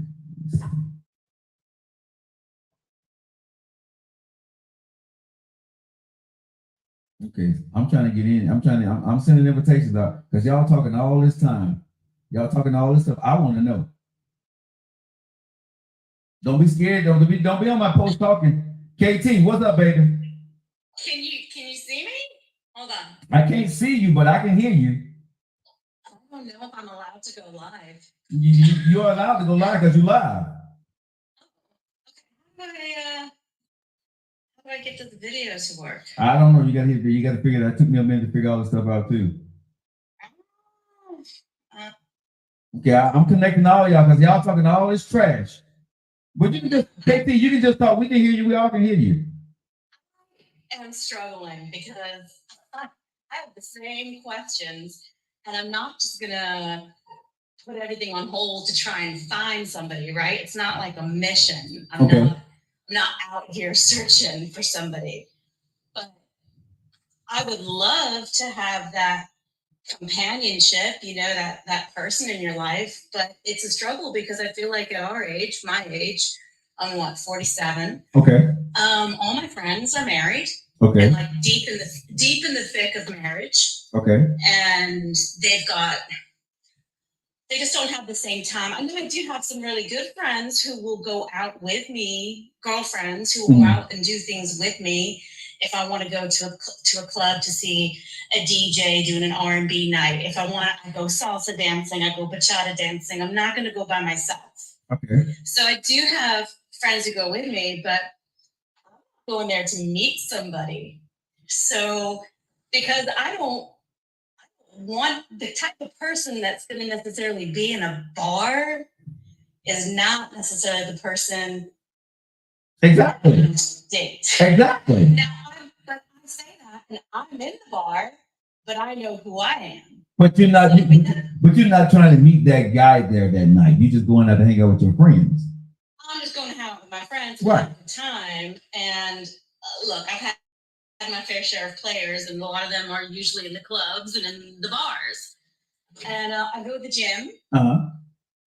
And usually when I'm at the gym, I'm not necessarily looking my best because I'm. But that's the best time to find a man when you're not looking your best. Because if I accept you as your worst, I'll be happy with your best. I would rather someone find me at the gym because that's what you're gonna get. Okay. That's me squeezing in a workout, doing my weights, But okay, so it can be awkward. Okay. So all that being said, that's about you. Got it. Okay, hold on. And also, is this okay? I am official. How should I say your name? You're on the show too. You can call me Chrissy. It's fine. Okay, Chrissy. Hey, Chrissy. Welcome to the show. KT's on the show. You guys just locking in. We got Chrissy and KT on the show. Chrissy, where you chiming in from? I'm in Stamford, Connecticut. Oh, you're in Connecticut, and KT, where you chiming in from? I'm in Charlottesville, Virginia. Okay, she's in Charlotte, Virginia. Okay, it's 11 minutes after the hour, y'all. We're going to get into it. All right, I'm 53. KT is 47. And Chrissy, how old are you? I'm 52. She's 52. Okay, so we establishing the marketplace and where do we find men? So what I want to ask both of you beautiful queens, young ladies, how do I approach you in the grocery store? What do I need to say that's going to get your attention? That's going to make you want to talk just a tad bit more to me, because we're not in the club. So if I'm going to meet you, I'm not going to meet you at a funeral or a wedding 9 times out of 10. So if you're in one of those places, like I would say probably the grocery store or the mall somewhere, how should a man approach you, Chrissy? Like I said, confidence. A man that approached me, he have to be confident. I don't care if he's a maintenance worker, if he work on cars, I don't care, but he needs to have confidence. When I got married years ago, I met my husband, And at the time, he was working in a deli when he first came to this country. I did not know until after I got married to him and all of that, he was a well-to-do man already from his country. So he came to America, and that was just something he was doing, helping out a friend. And I met him in Bay Ridge. I was a caseworker at the time.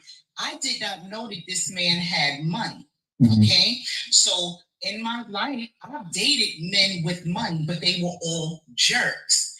And the one guy that I did meet that was just a regular guy, maintenance worker, was amazing, but he had confidence.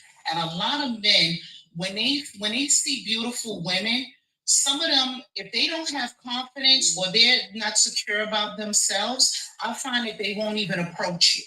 They have a hard time approaching you because what is your conversation going to be about? And one thing that attracts me to a man, he have to have a beautiful mind. If he cannot catch me in a conversation in the first 5 or 10 minutes, I want nothing to do with him. Sex, we all know what that can be about. But if he don't have a beautiful mind, I don't want, bye-bye, that's it. I'm not wasting my time. Okay, because I want to be mentally stimulated by a man. I know what physical stimulation is, but if you can't get me mentally, it's a done deal. Bye-bye. Ooh, she said it. That's it. Okay, so. And that's how I live my life. And when I tell you, Joe, I am being brutally honest with you. I have had rich men, and it is nothing different. The only thing with a rich man's sheets might be silk, and a poor man's sheets might be cotton. That's it. So, okay. Hey, Chrissy and KT, y'all sound very intelligent. But when I meet both of y'all sex ass in the store, I'm sorry, I'm not gonna be Russell Crowe in 5 minutes.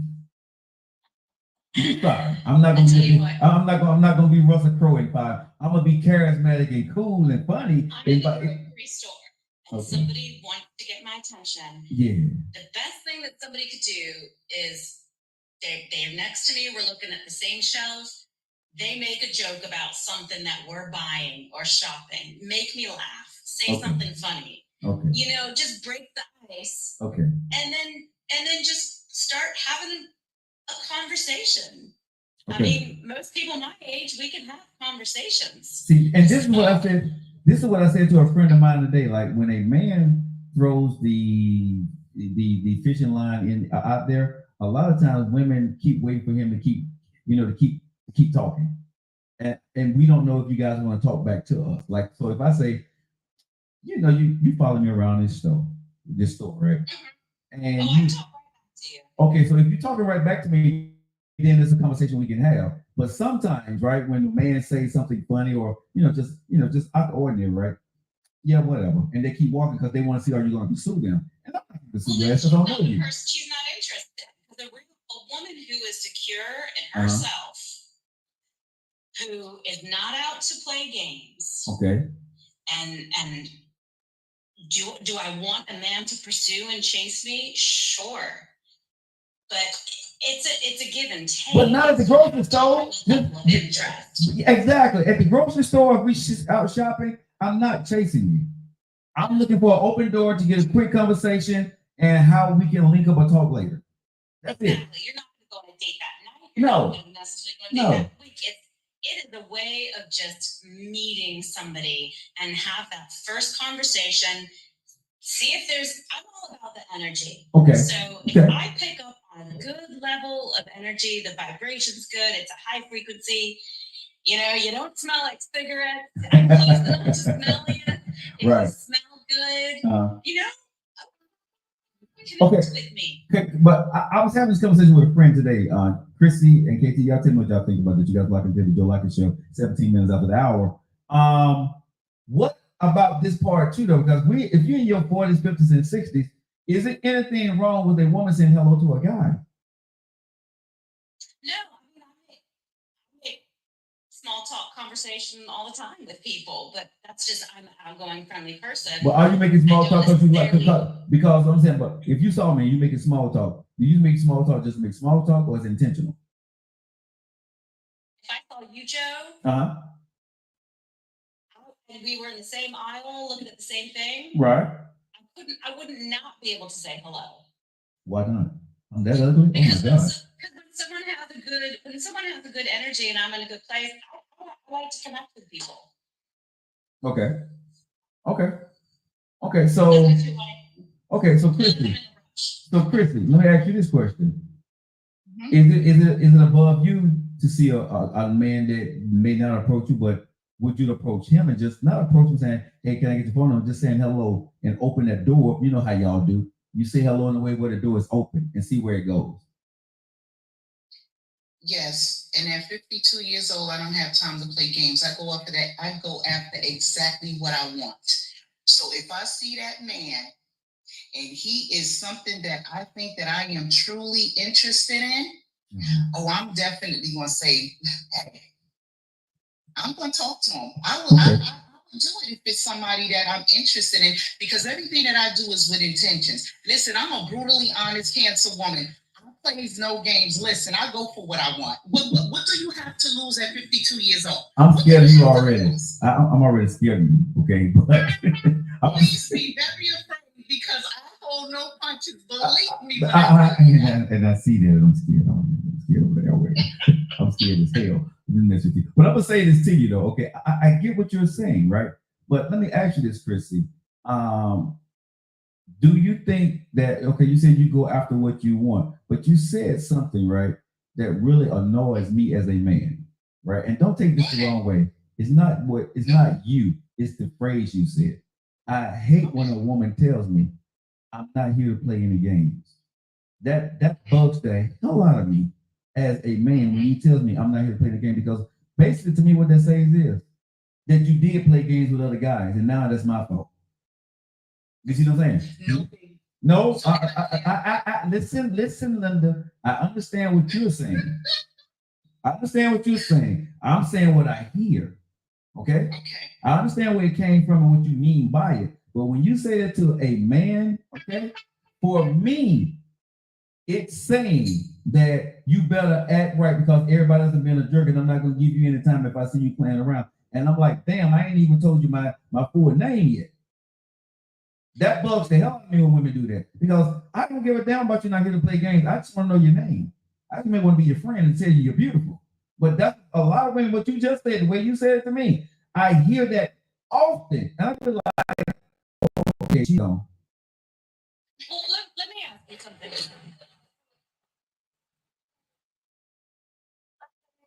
You talk to a woman in the store and you tell her, oh, you're beautiful. Mhm.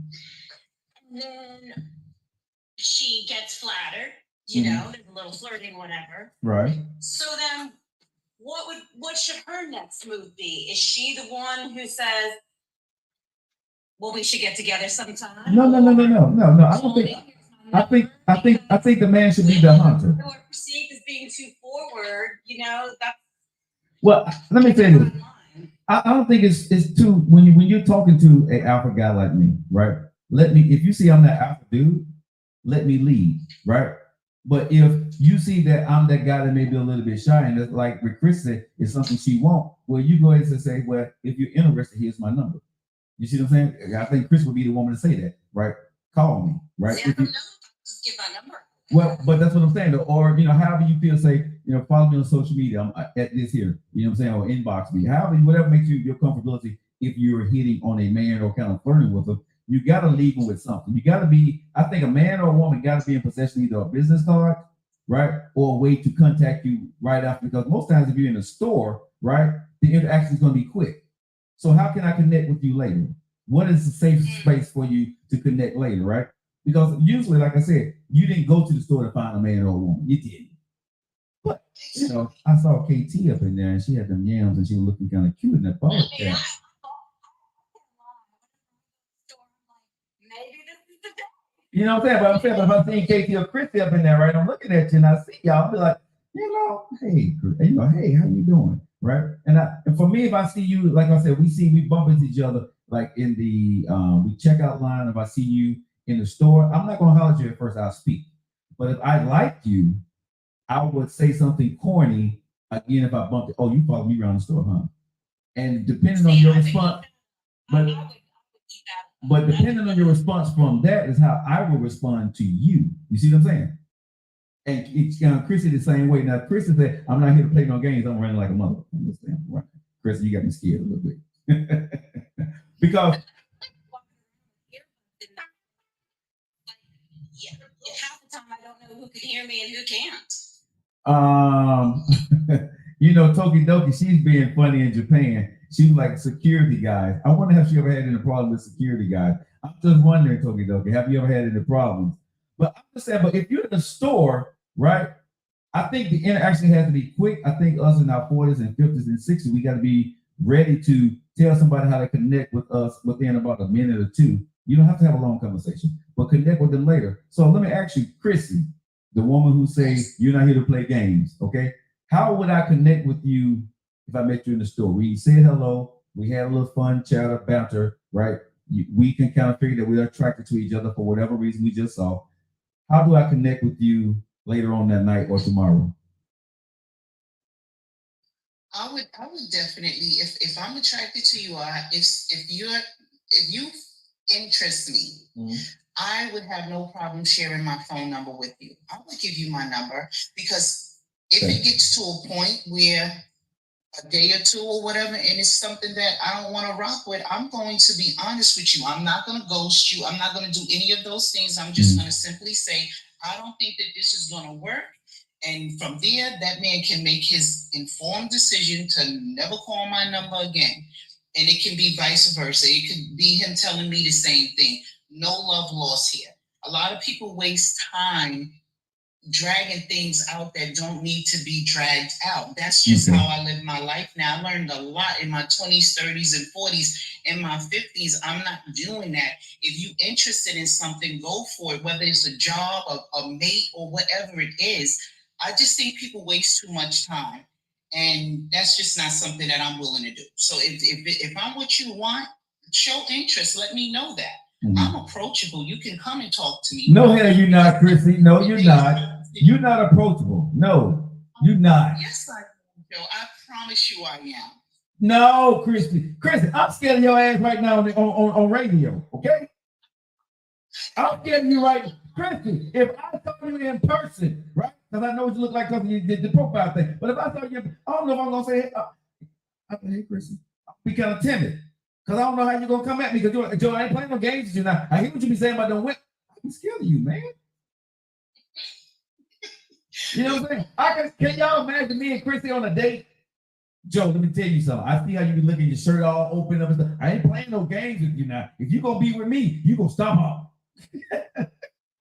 No, because you know what? If we was on a date, I'd probably tell you open the shirt a little bit more. But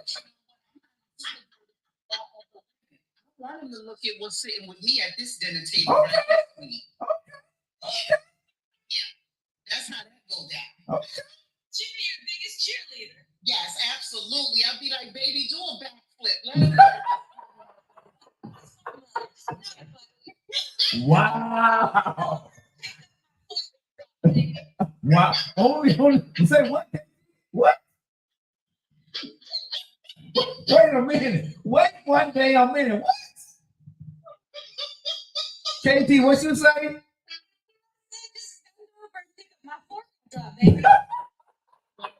Right.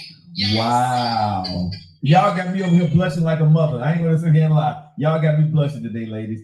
But okay, but let me ask this question, though. You know, if you're if men is in your state, okay, real talk, all jokes aside here, ladies, how do a man? Because let's be honest, my honest assessment of what you ladies are saying here, you're really not going to bump into anybody except for in your goings and comings from your places where you are, because you go out very rarely, right? So if you're going out, is it fair to say, KT and Chrissy, that if you're going to meet somebody's going to have to approach you, or you're going to have to approach them? Is that fair to say here? Yes. Okay. So. Yeah, and I have friends who know that I'm single and open to dating. Mm-hmm. So I'm also open to a friend of a friend, sort of reaching out, maybe a blind date type of thing. You know, that's also, is that still a thing? Are people still doing that? Well, blind dating? I don't know. I mean, at this point in time, all the young guys who hit me up, I'll write back and say, well, that's nice, but do you have an uncle? You know, because that, sorry, you're too young for me, but so I don't know, just through people. I think it's still possible to meet someone through people. Yeah, if you got a friend that you trust, they may say, "I got somebody for you." I've had those type of things because they kind of know you and they know the other person. So yeah, I can see that happening. Yeah, I mean, and you know, I do a lot of game nights and things like that, but people usually invite the same people over and over. So I'm not going to join like a social group where I don't know anybody to go do that. So, Chris, let me ask you this question. Your biggest date at 47, because I saw your pictures, right? You're beautiful. So let me ask you, your biggest dilemma now, or your biggest problem when dating is what now? Because you don't have, because Kristen, I'm coming to you too. I'm gonna ask you the same question so we can get prepared, because I'm quite sure she is. But Kristen, in your situation, what is the biggest problem that you have as a woman in the dating field at 47? No, I would say it's about me, but okay, I own my own home. Okay. I am a single mother. Okay. I have 2 boys. How old are they? I'm involved in their sports a lot. How old are your kids? I have an ex-husband who is somewhat known in the community, which can you got problems. positive or negative. Okay. You know, I'm the ex-wife of so-and-so. Oh. So the person that I was just with this past year, I think one of the hangups was, I'm getting feelings for you, but I'm thinking about how that's your ex-husband, and I just don't know how that would work for me. You know, so you were okay to date me for a while and have fun time and adult time, but when you started to get feelings and you were really thinking about what would this future look like with this person, it was, oh, I don't know if that's going to work for me. So I don't know.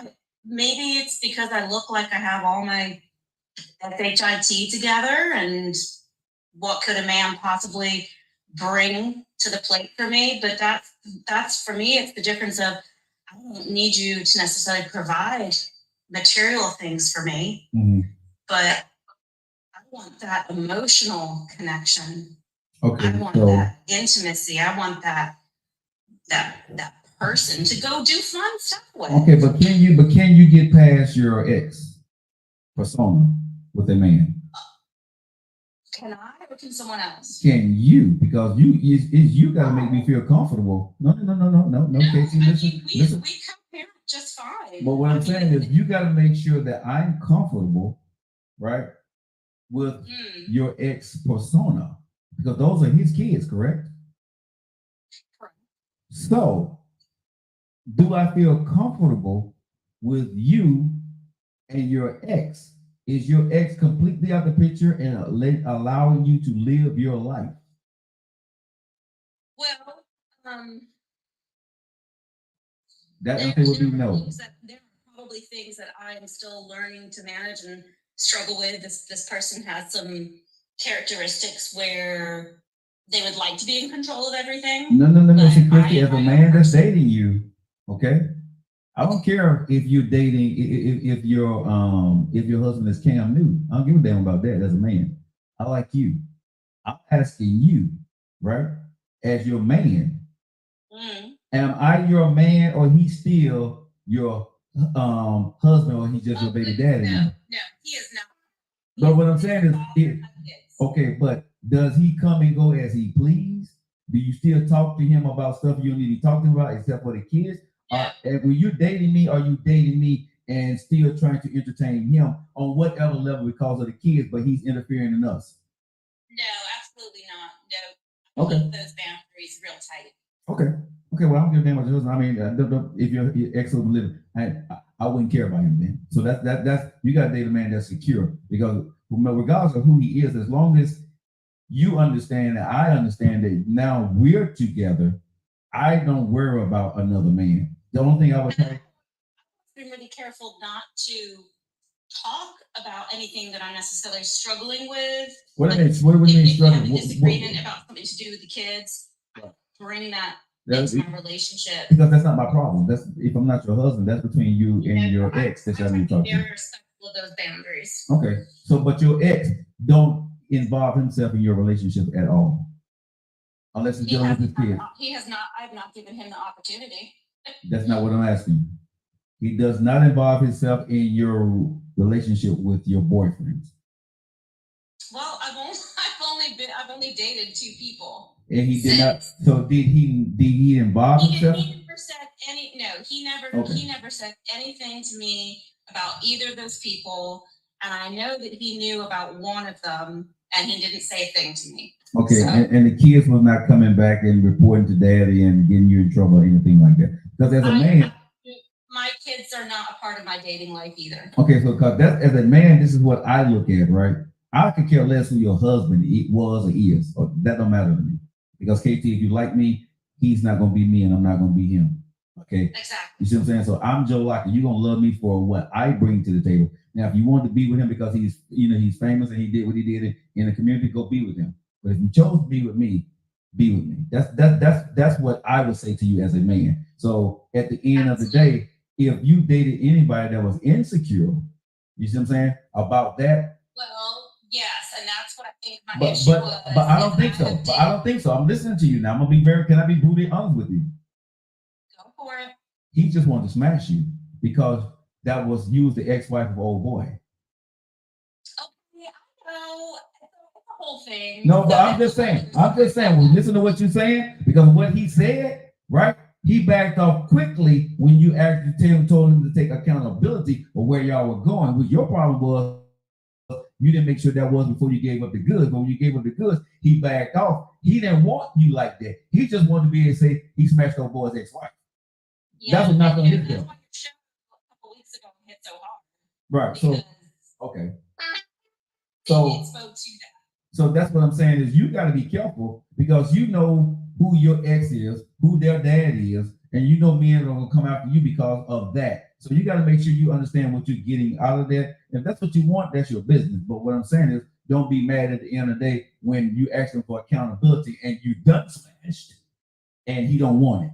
You see what I'm saying? Again, you're grown, you do what you want to do. I think he just likes football team moms, but that's another show. Well, again, exactly. But again, I think you just have to be very careful. Especially women in that category. Hold tight just a minute, KT. Chrissy, the same question to you. Let's go.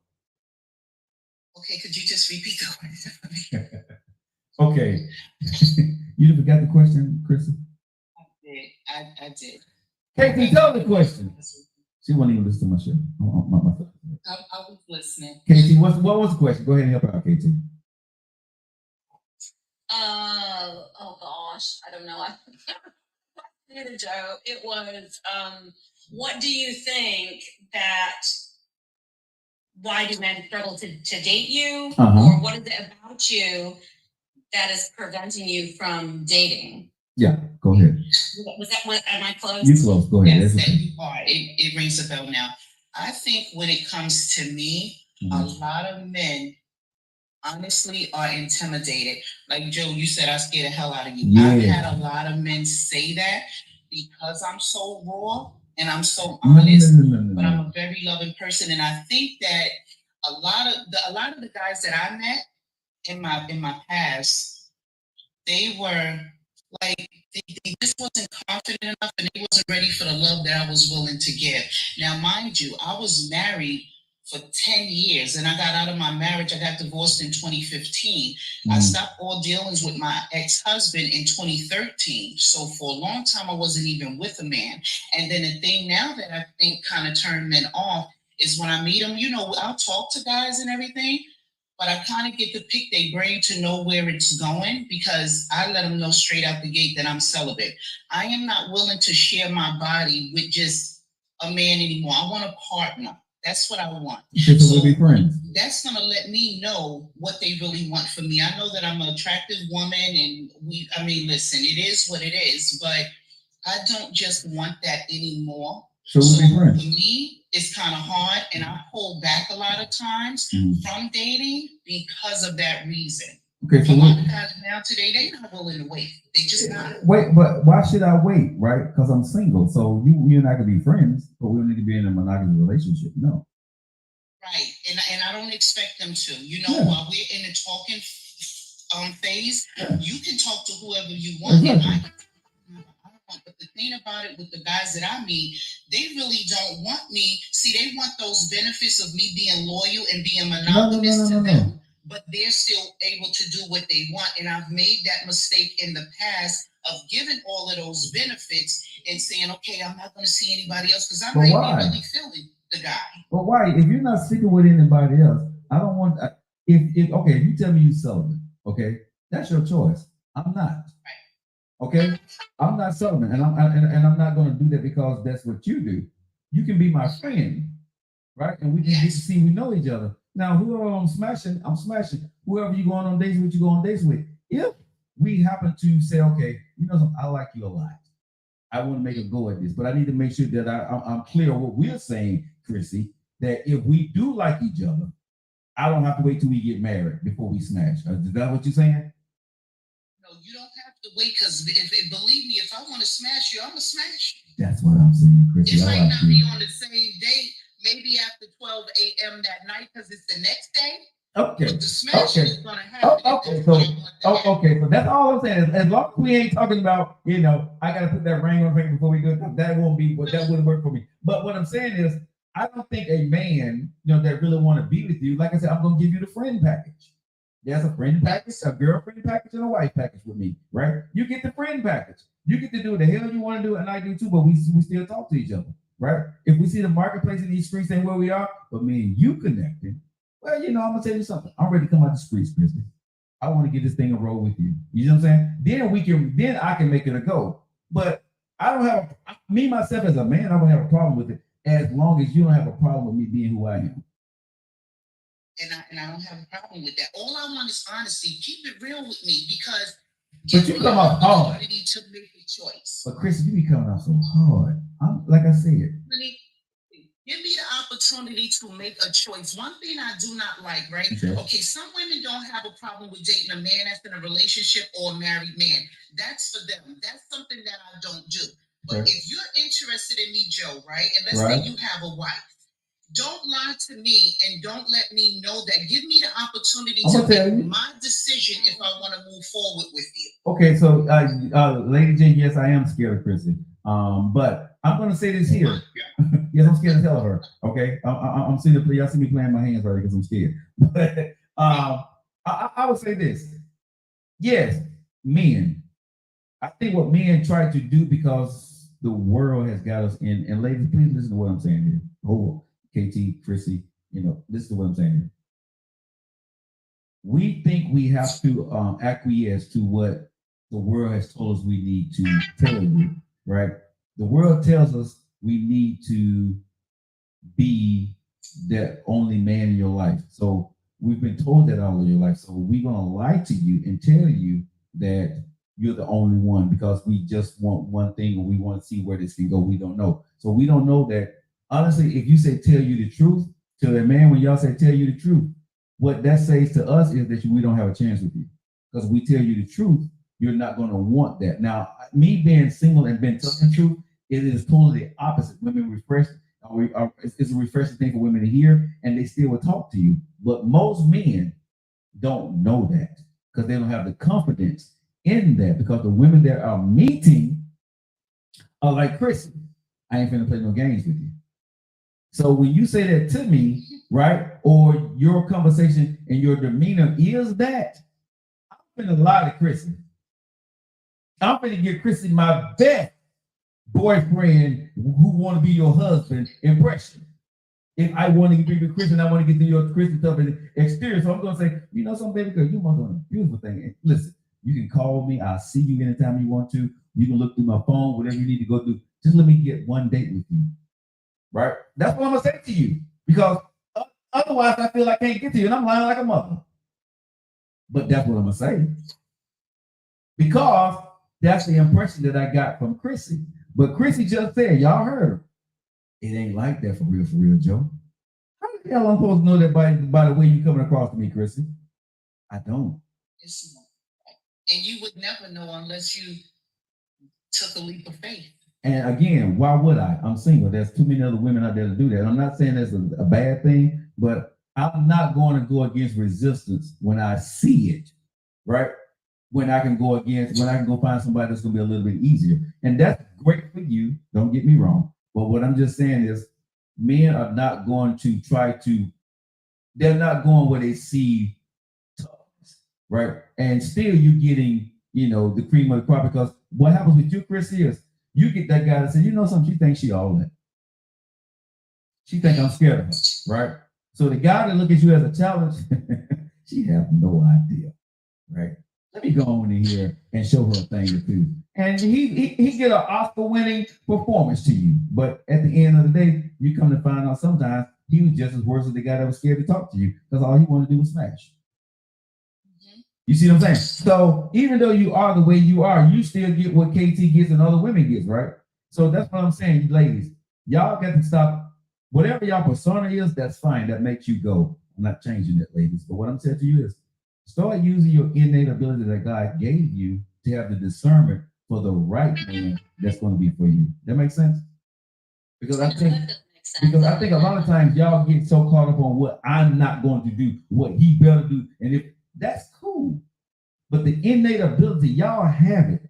But for whatever reason, if he looks good, or he says the right thing, or he calls enough times, y'all turn that damn button off. And y'all lose your hormones play tricks on you and stuff happens. Okay, but if your hormones play a trick on you, take it for what it is and let your hormones do its thing and move on. Be okay with the outcome. I think the first 3 months of it takes a while to get to know someone, right? Okay. You're on your best behavior the first 3 months. You're still trying to show the best part of yourself to somebody. Right. And so I feel like in those first 3 months, you're not going to be extremely vulnerable and put yourself out there. But there does have to be a level of at least just basic communication so you know that you're either both on the same track or you're feeling the same way about each other. No, I don't. How many times you heard me say what I'm about to say? I don't know you. But after 3 months, I'm like, I've been living for 53 years. I don't know you in 3 months, KT. That's what I'm saying. You don't know somebody. So why would you even relinquish anything you don't want to relinquish in 3 months? Maybe it's just me when I'm not necessarily saying that I'm sharing it directly with somebody, but around 3 months, I start to ask myself questions. Okay, like what? Have I noticed anything about this person that goes there where their actions and their words don't align? How do I feel about not knowing if this person's being exclusive or not? They're not in 3 months. No. If that man or woman looks good, you're not the only person. If I'm being physical with one person, I'm not going to be. Why are you being physical in 3 months? Why am I being physical? Yeah.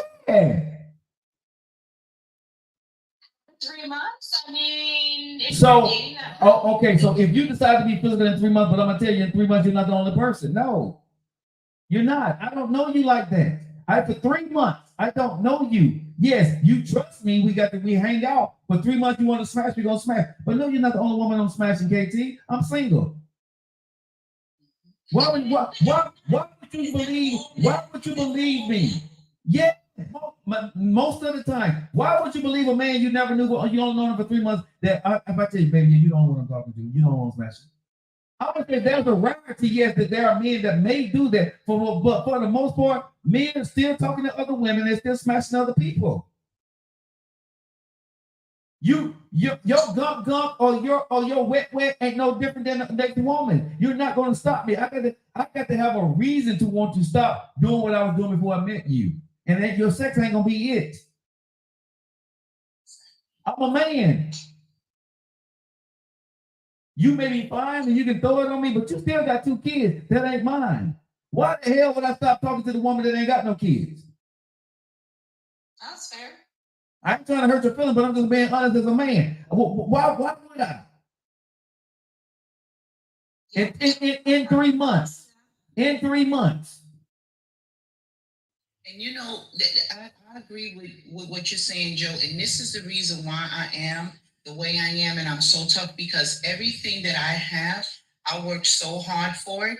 I graduated with my bachelor's degree. I have my MFA in film and television. I do stand-up comedy. Okay. I have my own clothing line. I have a lot of things that I've accomplished. Mm-hmm. And one thing I am not going to do is let a man come in my life and pull me back down from where I fought so hard to get above. So that's why I come across so assertive and aggressive, because I'm not going to take care of anyone. I'm not taking care of no grown man. I don't want him to be a liability. Right. I will give you all the love and the affection that you need, but you have to first get past that line in the sand, and then you have me forever.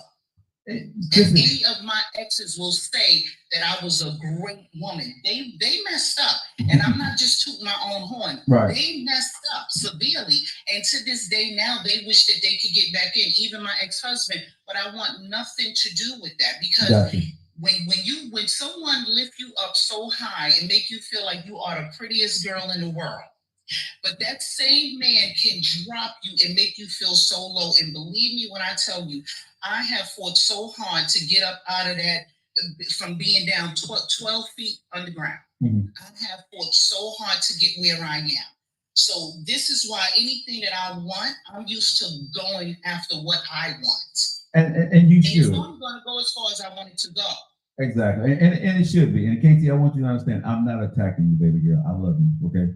But what I want you to know, everything I'm saying to you, right, is out of love. But I want you to be practical. Never really thought of that. I've never have thought of that perspective before, that a man would see a woman with kids not his own in that way. Yeah. In 3 months. You know, in 3 months, right? Those are not my kids. We smashed, but I don't want that responsibility. I don't know you. You see what I'm saying? I'm just thinking about my situation last year. Right. I have known this person for a number of years before I finally responded to one of the DMs after 2 years. And he fulfilled his fantasy. Like I said, he fulfilled Go ahead. It was, someone can present themselves in a certain way, and they can, it's just one of those things. But it's a good. Well, this is what the Joe Locker show is. It's a reality check. It's not to judge you. It's not, and I want to tell you again, I'm harsh. I'm straight to the point. I'm going to tell you what it is, but it's not judging you. I love you, and hopefully what I'm saying is helping you and not hurting your feelings. I'm not trying to gaslight you or anything. That ain't my intentions here. But I will tell women the truth. Like, when this fantasy that y'all are living in, you got to understand your own reality to me. Okay? So what you're giving me, right? Your body is not my prize. Your time, right? And the time that we spend, that's what you should be going for. When you're going to have sex with me, that's because we both are horny. And we should understand, and I'm not mad at what you do or how we do it, but understand that is what it is. Put that in a separate category. Stop trying to make when I have sex with you that's going to change everything about me and you, because it's not. I look at you no different the next morning. If the sex was horrible, you probably won't hear from me. If the sex is good, I'll be there. But that don't mean that I like you like that for real, for real. I like the sex. You don't know if I like you yet. It's 3 months. Right, but there are also just some fundamental differences between men and women. In that regard. We approach. Look, I'm going to be straight up honest. I have no idea if anybody knows me on this. I love sex, right? Okay. I love having sex. It's great. Mm-hmm. But I really want to have that connection with somebody. But how are you going to have that connection? It's more than just that. Okay, but let me ask you this question, KT. How can you have that connection if you've given in to your fallacies to the guy that you really like because you think he's cute or you think he's sexy? You can't have that connection. You're not going to ever get that connection. Okay, like I said, your talent in that area is no better than the next woman for a guy. How pretty you are, you're no beautiful than the Right, I next. understand You know that, what I'm saying? So, but you can't connect with. You can't. move past the physical, be physical. Don't do it. With me, if you want me as a man, That's why I hold. okay, listen to me, KT. You love sex, right? You like it. How about this? And this is not a popular thing, but this is what I say to a man and a woman.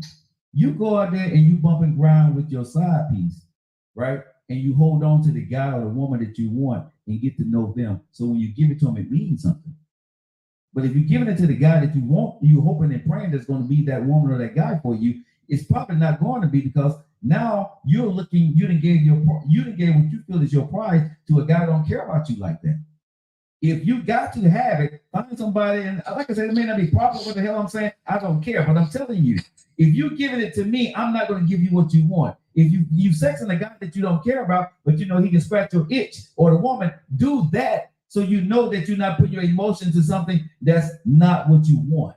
That's all I'm saying. It may not be orthodox what I'm saying, but what I'm saying is you're gonna get your feelings hurt messing with a guy like me. I'm gonna hurt your feelings because I'm not gonna give you what you want in 3 months, 4 months, 5 months. It's gonna take me some. It's gonna take some significance, for me to see something because of what you bring to the table. What I'm bringing to the table, that okay, I want to be with her and take care of her. I love her. We've been through something. She's that woman for me. That's not what happened because we jumped in the bed together. And that's never going. I don't want to say never, but it's very rare that a man is going to see all your beauty and all that you bring to the table and connect with you in the way you want to within a short time period because you're horny. That makes sense? Mm-hmm. And I'm sorry if that hurts, but that's just the honest God truth. Yeah. I'm 53 years old, KT. I've never met you a day in my life. We've seen each other on social media and talked on Instagram, correct? I mean, on TikTok. If I met you, yes, why would I want to fall in love with you in 3 months? My kids are grown. I don't think you can fall in love with someone in 3 months. Okay, but what is it in 3 months that I can do for you to make you think that you're the one so you can drop your panties and give them to me? And make you think that after you do that, we're going to be good. And we're going to connect in that way in 3 months. And I never met you a day in my life. You see my radio show. You like what I'm saying. You may think I'm handsome or ugly or whatever, but you decide to smash with me. In 3 months when we see each other, what after we smash, what do I have to give you? I've been talking to you on the phone. We've been exchanging. We've been FaceTiming for 3 months. We finally meet. I have no kids. You got 2. What? Why am I going to be with you? Yeah. Yeah. And I'm not saying your kids are a liability, but I'm saying to a man like me, why would I want to take on that? Mm-hmm. And Joe, I need to say what a lot of women need to understand is that we're the ones that have intimacy with the emotions in the bedroom with a man. Yes. Men do not fall. Men. This is why we're the ones that's always so emotional. A man can get up, have sex with you, and go have sex with somebody else the same evening. Yes. Women is emotional. It's all emotionally tied in. And when you play those games, you win stupid prizes. I'm sorry, and this is the reason why I chose to hold back myself until I find a man that I feel is worthy of me doing that, because I don't want all of that emotional baggage and that psychological stuff that I have to deal with after sharing my body with someone that I know that I may get emotionally locked into. Mm-hmm. And this is not what this guy wants. I can't expect him to want something because I decided to fulfill something that I was feeling at the moment, and now I'm expecting him to be locked in, and that's not what that man is looking for. So sometimes a lot of women, we break our own hearts putting our expectations on a man, and that is not where that man is at. And women have to understand that. Then your pH is all off. You exchange it, and what a lot of women have to understand too in the bedroom is exchange of power. When you're doing things like this and you wonder why you're running around and you feel so crazy, because when that man and woman is having intimacy with each other, like sometimes you're so passionate in the bedroom, where do you think all of that energy is coming from? Those are other people that's involved, and you're exchanging all of this power. So it's a very dangerous game to play. And this is the reason why I do not participate in those things. I know what sex is about. Sex is a beautiful thing, but it's beautiful when it's shared with someone that can meet you at that same moment. Anybody can screw you. That's not what I'm looking for. And I said, this is why I like to pick a man's brain. I don't mind. I'll take you out to dinner. I'll pay for the dinner. I want to talk to you. Yeah. I want to get to know what your think pattern is. Those are the things that I want to talk about with a man, because I'm going to know in that evening if we going any further from that. One thing about me, I'm not afraid to walk away from a man because I take good care of me. Mm-hmm. And I'm not going to allow any man to come in my life and give me less than what I know that I deserve. Okay, and Chrissy, this is what I say. Chrissy, you made some very, very good points. Ladies, I appreciate you guys joining the show. And I want to say this to the ladies listening, right? Understand what Chrissy is saying and understand what KT is saying. Neither one is wrong. Just understand what you're going to get out of it. If you're having sex because that's what you want to do, you're grown. But just don't put expectations on that man because you're giving your body hoping that he's going to change for you. That's going to be a lie. You're going to get hurt. But if you just need to scratch your itch and you like that guy and that's the guy you want to scratch your itch with and your pH may be off later on, that's on you. Just make a conscious choice. Don't put that weight on me and think that tomorrow I'm going to text you in the morning because you gave me some sex last night. That ain't my job. I may not like you like that. And like I said, if it's whack, I'm probably going to start to ghosting you. If it's good, I may hang around. This is the honest truth. You're talking to me. I'm single. Right? Why would I come back to you in 3 months, 2 months, 90 days? For what? I'm single. I can do whatever I want to do. Why do I need to come back to you and I never met you before? Ladies. Why? Now, I'm not saying all men like that. MD made a very good point. That's not all men. It's not. You may find your Prince Charming, but damn it, you're gonna go through a lot of spaghetti thrown against the wall before you find him. You're not gonna find that guy if you're lucky and God bless you and God got something for you differently, you may find your Prince Charming tomorrow. But most of y'all ain't lined up like that.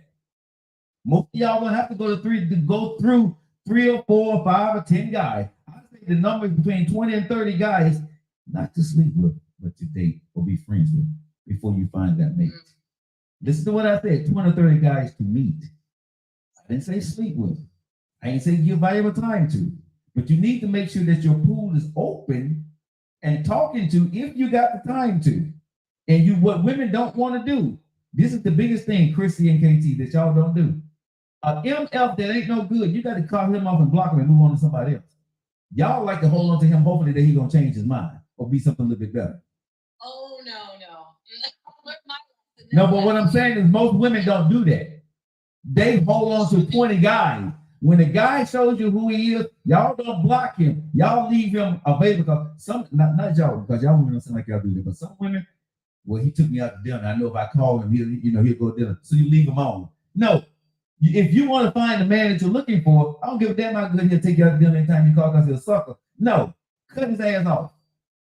And move on to the next guy, the next guy, the next guy, the next guy. It may take you 1 year, 2 years, 3 years to find your mate, but that's what you got to do. You got to stop saying within this 3 to 4 guys, well, I'm going to let down my guard. I'm going to change my morals for this guy because I'm tired of dating. Well, hell, you're going to get what you're going to get. And you still going to wind up divorced or single because guess what? What you said you could put up with, you're going to find it later, Chrissy and KT. I can't. I won't. And you end up single anyway. And you still 2 to 3 years into this. So why not? If you got to scratch your itch, damn it, find a way to scratch it. Okay? If you don't need to scratch your itch, take your time. Nobody's judging you. I don't know the wrong or right answer, ladies and gentlemen. I don't. I don't know if you should sleep with somebody. If you want to, you should. I don't. I'm going to tell you, I do what the hell I want to do. Y'all do what y'all want to do. If me, I'm single. If I spend time with you, we spend time. We don't spend time, we don't spend time. That's just who I am. I'm not waiting around on anybody because I'm not trying to be in a relationship. If any woman ever want to be in a relationship with me, you're gonna get your feelings hurt because I'm busy right now. So I don't want a relationship. You can go to dinner with me, you can go to lunch with me, and if we decide to go in the other direction, you will understand this is all we're doing. There's nothing more to come out of it because right now I'm busy building my company for my family. So I'm not trying to make you my girlfriend. If you're giving me sex because you think that's going to make me love you more, like you more, you're going to be sadly mistaken. It's not that. It's not, and I tell women that all the time. No, it's not that for me. I'm building my business. I don't see you right now like that. And I'm not going to try to see you, right? But I'm being upfront. Most men are not. Most men just want to smash. That is the truth. And you know what? Because we're all adults here. Yeah. So I feel like I can say this. In the pandemic, when 2020 happened, everybody was, we were quarantined and all that stuff. And a lot of women may deal with this issue that I had, right? But I've been married. I had a fiance before my husband and all this stuff. Believe me when I tell you, I got married when I was like 30, when I was 33. Up until 33, and I had children before that. I was a woman that I've never had a man bring me to orgasm. Never. What? To 33 years old. What? Yes. To 33 years old, right? Okay. But my husband, and it was with my husband, but he didn't, for whatever reason, it irked him for me to be brought to that feeling, right? Mm-hmm. And when that happened at 33, it was something that I've never experienced before. So that was a feeling that I was chasing, that he would not allow me to have, because I guess it just bothered him for whatever reason. Mm-hmm. So when I stopped dealing with him in 2013, because I'm in Connecticut, he was still living in New York City, I had nobody. At that time in 2020, and when the pandemic happened, I said, wow, I got a vagina and I know what this thing does. A lot of women don't know their body. So at that time, I learned my body. So it got to a point where I became addicted to pleasuring myself. So when I got addicted to pleasuring myself, see, now that's the mental thing in my head, I really don't need a man. I don't need him for what? I had children before my husband. I was never brought to an orgasm. And this is something that I learned to do during the pandemic. Okay. And then I became very addicted to that. So I have this mindset now. Part of the reason why I think that I can hold out is because I can go home and pleasure myself. No matter how hot I get for a man and he's so, oh my God, I know that I can go home and I can pleasure me. So I can hold out a year, 2, it doesn't matter. Okay. Because at the end of the day, I'm going to make sure that I'm okay. And that's what I mean by I take good care of me. I'm good. Okay. So it doesn't matter. Okay. Because I do find too that a lot of men are selfish. A lot of them don't pay attention past the orgasm. They have no conversation. It's nothing that you can talk about. And who really wants that? You feel me? Maybe some women do. That's not something that I want, So if you want to be selfish, that's perfectly fine. But I'm going to make sure that I take care of me. And that's just the page that I'm on. So that's part of the reason why I can hold out too, Yeah. By realizing that. And I think that that's very selfish. How am I a married woman, and for your husband to bring you to that point, which most men would be excited to do that for their wife. Yeah. No. He was so turned off by that. So well, let me ask you this though, because but here's the thing, Chrissy, and I want to ask you, KT, too. Okay, so I hear what you're saying, and I absolutely thank you so much for sharing it on the show, because I see a lot of agreeing with you here. But I want to ask you this here too, though. Why do women settle for a man that does not do the things that you need them to do for you? Because you're choosing that guy too. You're letting him be in your life. And that's something I'm puzzled by. Why do y'all allow y'all smart, y'all degreed up, y'all got degrees, y'all got clothing lines, y'all got businesses, but on some of the simplest things that y'all already know, you still allow a guy to get away with it and you married that guy sometimes. Why? Well, for me, Joe, I'm going to tell you this. The things that I have now, I did not have in early 2000 when I married my husband. Mhm. So I depended solely on him. And because of his treatment and depriving me of so many things in our marriage, that is what forced me to go on and further my education and get degrees and everything. When I met my husband, I didn't have that. So he was the one with the money and he controlled me. And this is why to this day now, I do not really date. I mean, I've dated men with money, but I prefer to date regular guys. Okay, so let's go back to what you just said. Before you met your husband, who was that woman? I was a very vulnerable woman. I was an insecure woman. I was low vibrating. It just was so much. So you married your so you married so that woman, that Chrissy at that time, you married your husband. Why? Because you loved him or what? You know what? I'm gonna be honest. When I married my husband, it was a rebound situation because I was with my ex-fiance for 8 years and he was a serial cheater. He cheated on me about 4 or 5 times and I just got tired of it and I was like, I'm done, and I moved on. And believe it or not, I married my husband in 3 months. Okay, so ladies, so ladies, can y'all, so Chris, can y'all stop right here? Y'all see what I be talking about on this show? Mm-hmm. Right? The things that we talk about, because see, some women come in talking strong and all this other stuff, but like I always tell you, it started from somewhere, right? Yes. You got better, but now everything that happened to Chrissy is now she's this woman, but now who pays the price? Me. This is what I be talking about, right? Because the Chrissy, if I would have met you before, the Chrissy that I met before, if I was a good dude, you still would have been a good woman.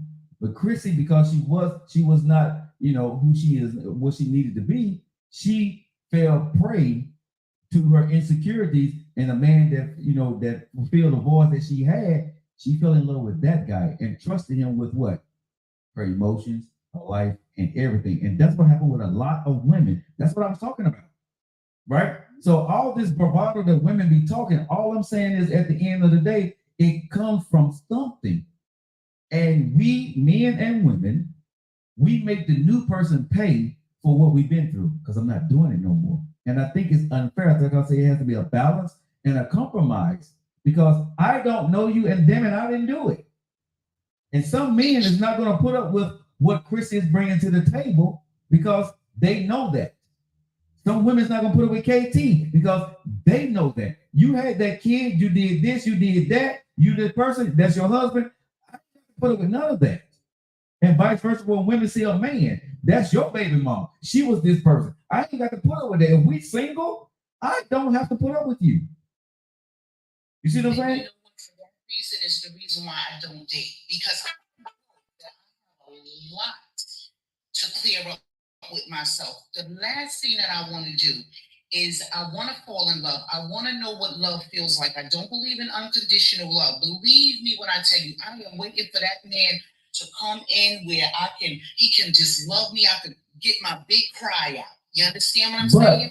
But until I can heal me, that part, I'm not going to hurt another man. That part. But see, that's what I'm saying. I think a lot of women and men, right? You want somebody to work with you, not heal you, but some of y'all want people to work with you while you're healing. And if they don't work with you the way you need to, it becomes a problem, or you lean on them too much. Your ass is grown as hell. You made those mistakes. Get mad at me today if you want to, ladies and gentlemen, but I don't care. This is the truth. Whatever you did up to 40 and 50 and 60 years old, that's your fault. That ain't got a damn thing to do with me or that new person or new woman in your life. It don't. Yeah, you got to deal with it, but I don't. If those are kids, if there are mental issues, if they have health issues, I don't have to deal with it, and neither do the person have to deal with you on your end. Fix your own ass before you try to go out there and date somebody else. Stop putting that crap on other people, because you're going to fall short every time at some point. Whether it's today or 2 years later, your ass will fall short because you went into it hoping and praying that I was going to fix your problems of 50 years or 10 years or 5 years. And damn it, I ain't built for that. I didn't fall in love with your fine ass for that, Chrissy. I didn't. I didn't fall in love with you because your husband cheated on you 3 years ago and the other guy was an asshole. I didn't fall in love with you for that. But at some point, because if you're not fixed, you're going to bring that itch to me. That's right. And I got to deal with it now because you're my wife. And now we got a problem. I'm like, what the hell is this? But now I'm supposed to understand because I'm your husband. Nope, that's not fair. But it's not fair, but that's what's done by men and women. Yes. That's what we do. People are too afraid to spend time alone. Thank you. And you spending time alone. And you lie to people and tell people you're ready to date when the hell your ass is not ready to date anybody. For real, you're not. You just want companionship. But you want people to date you and love you for the way you are because you feel that the world has wronged you. So now somebody need to treat me right. And now that charge has been put on a man like myself. And when I don't like what I see, now I'm the guy who's wrong. And guess, Mike, when you full of crap. That's right. And a lot of us, men and women, we don't tell the truth about this. I think though, Joe, there also just has to be a level of self-awareness because if you're dating somebody who does not have the self-awareness, look, the inner work is never done. We're always doing it. I'm in a phase right now in my life where I have never felt so good. And it's because I have taken a step back from any connections. I am treating my body better. I'm doing my yoga. I'm juicing. I'm reading about taking my own accountability. You know, the one thing that I will say from this past year, every connection I've ever had, that person is a teacher in some way. They teach me something about myself.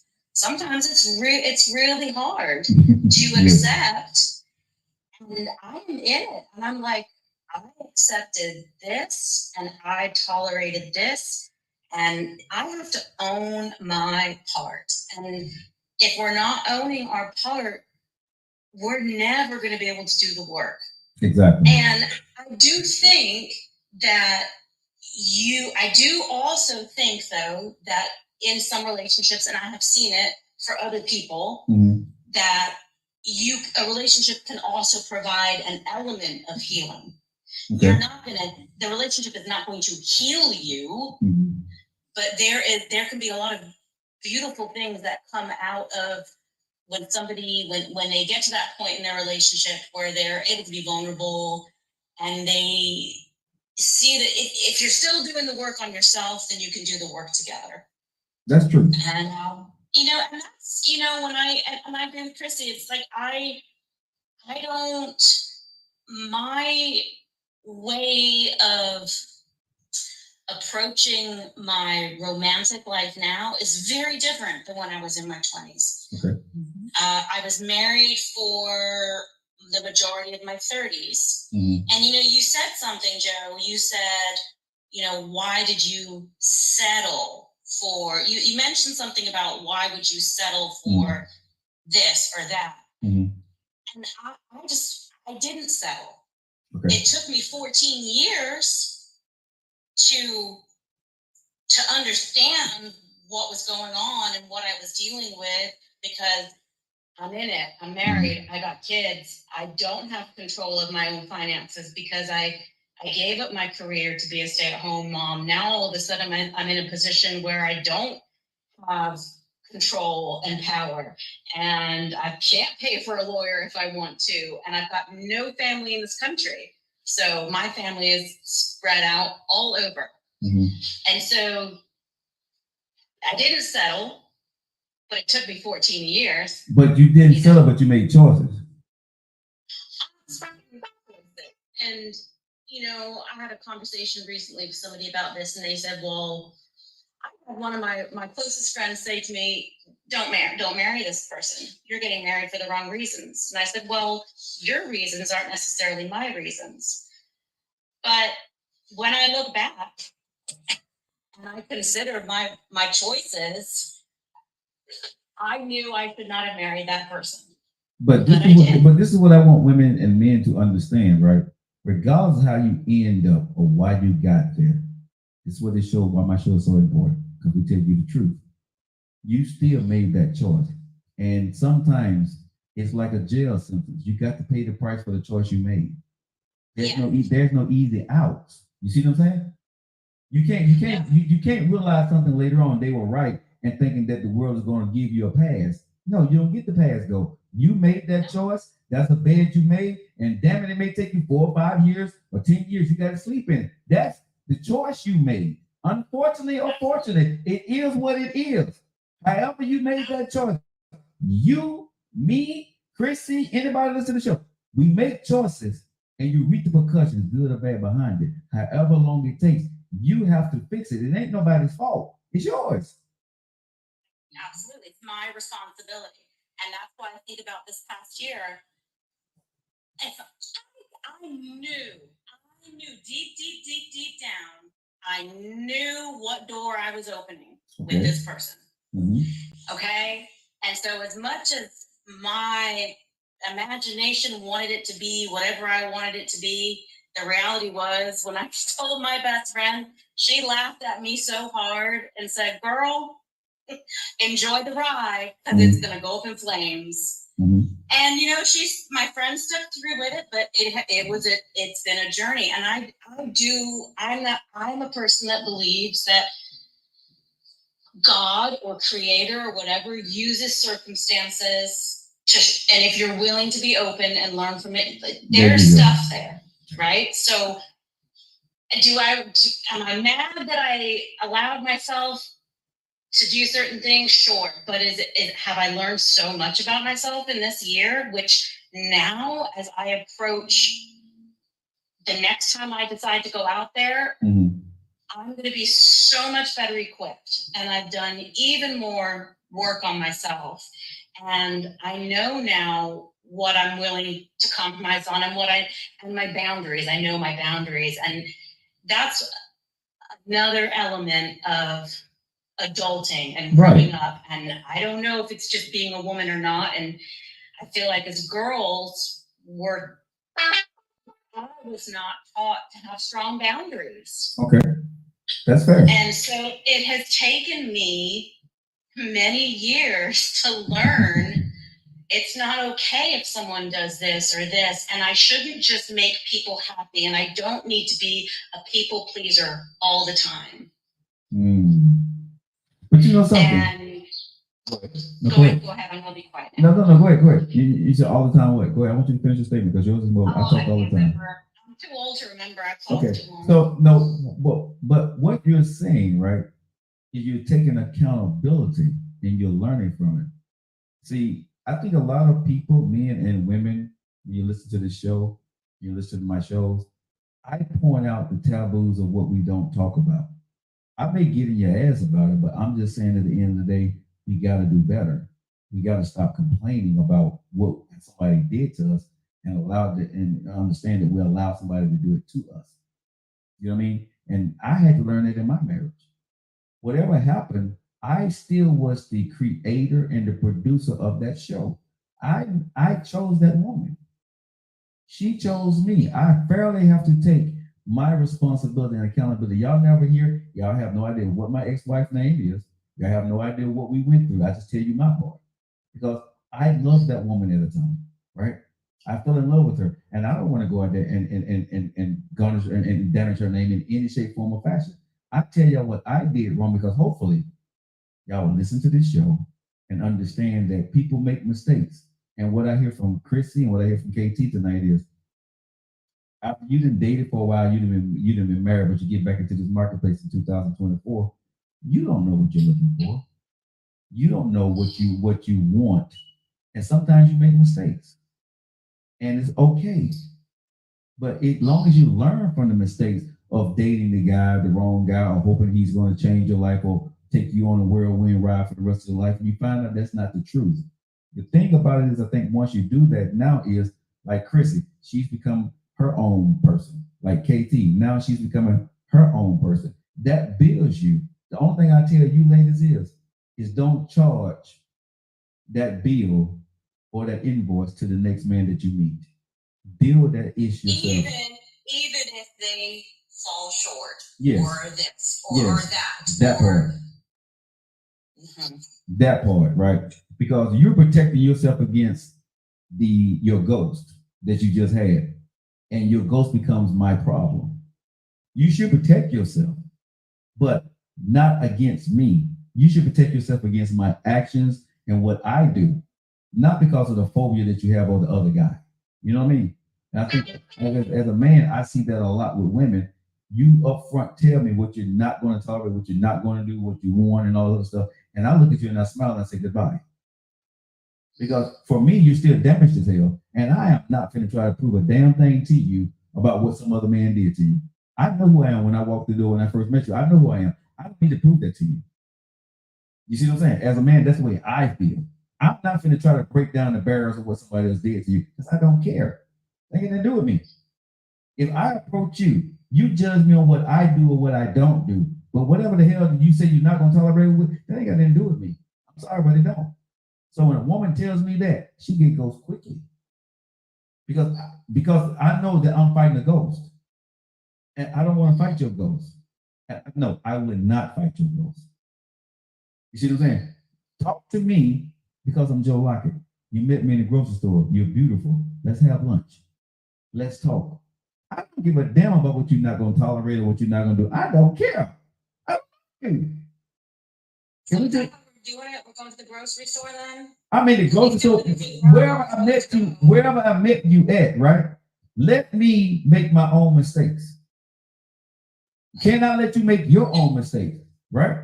I know I got my focus, but can I let KT or Chrissy make their own mistakes with me? Can I let you make your mark in my life the way you need to make it, and not because of what my past did to me? That's right. You see what I'm saying? A lot of women and a lot of men, we don't do that. We go out quickly. After thing, we go in that ring and we like, well, I'm not talking about this. I want this and do this. Then I didn't even tell you I want to be in a relationship with you. I just asked you, can I take you to dinner? Exactly. Right? But y'all quickly to tell me, well, we ain't doing this and I'm not doing this. If you, ma'am, we just having dinner. I didn't ask you to drop your panties and marry me tomorrow. I said, can we have dinner? Can we just talk about on the first date, not about my credit score, about my past? Can I just talk to you about how was your day and how you doing? That makes sense? Even get a date though.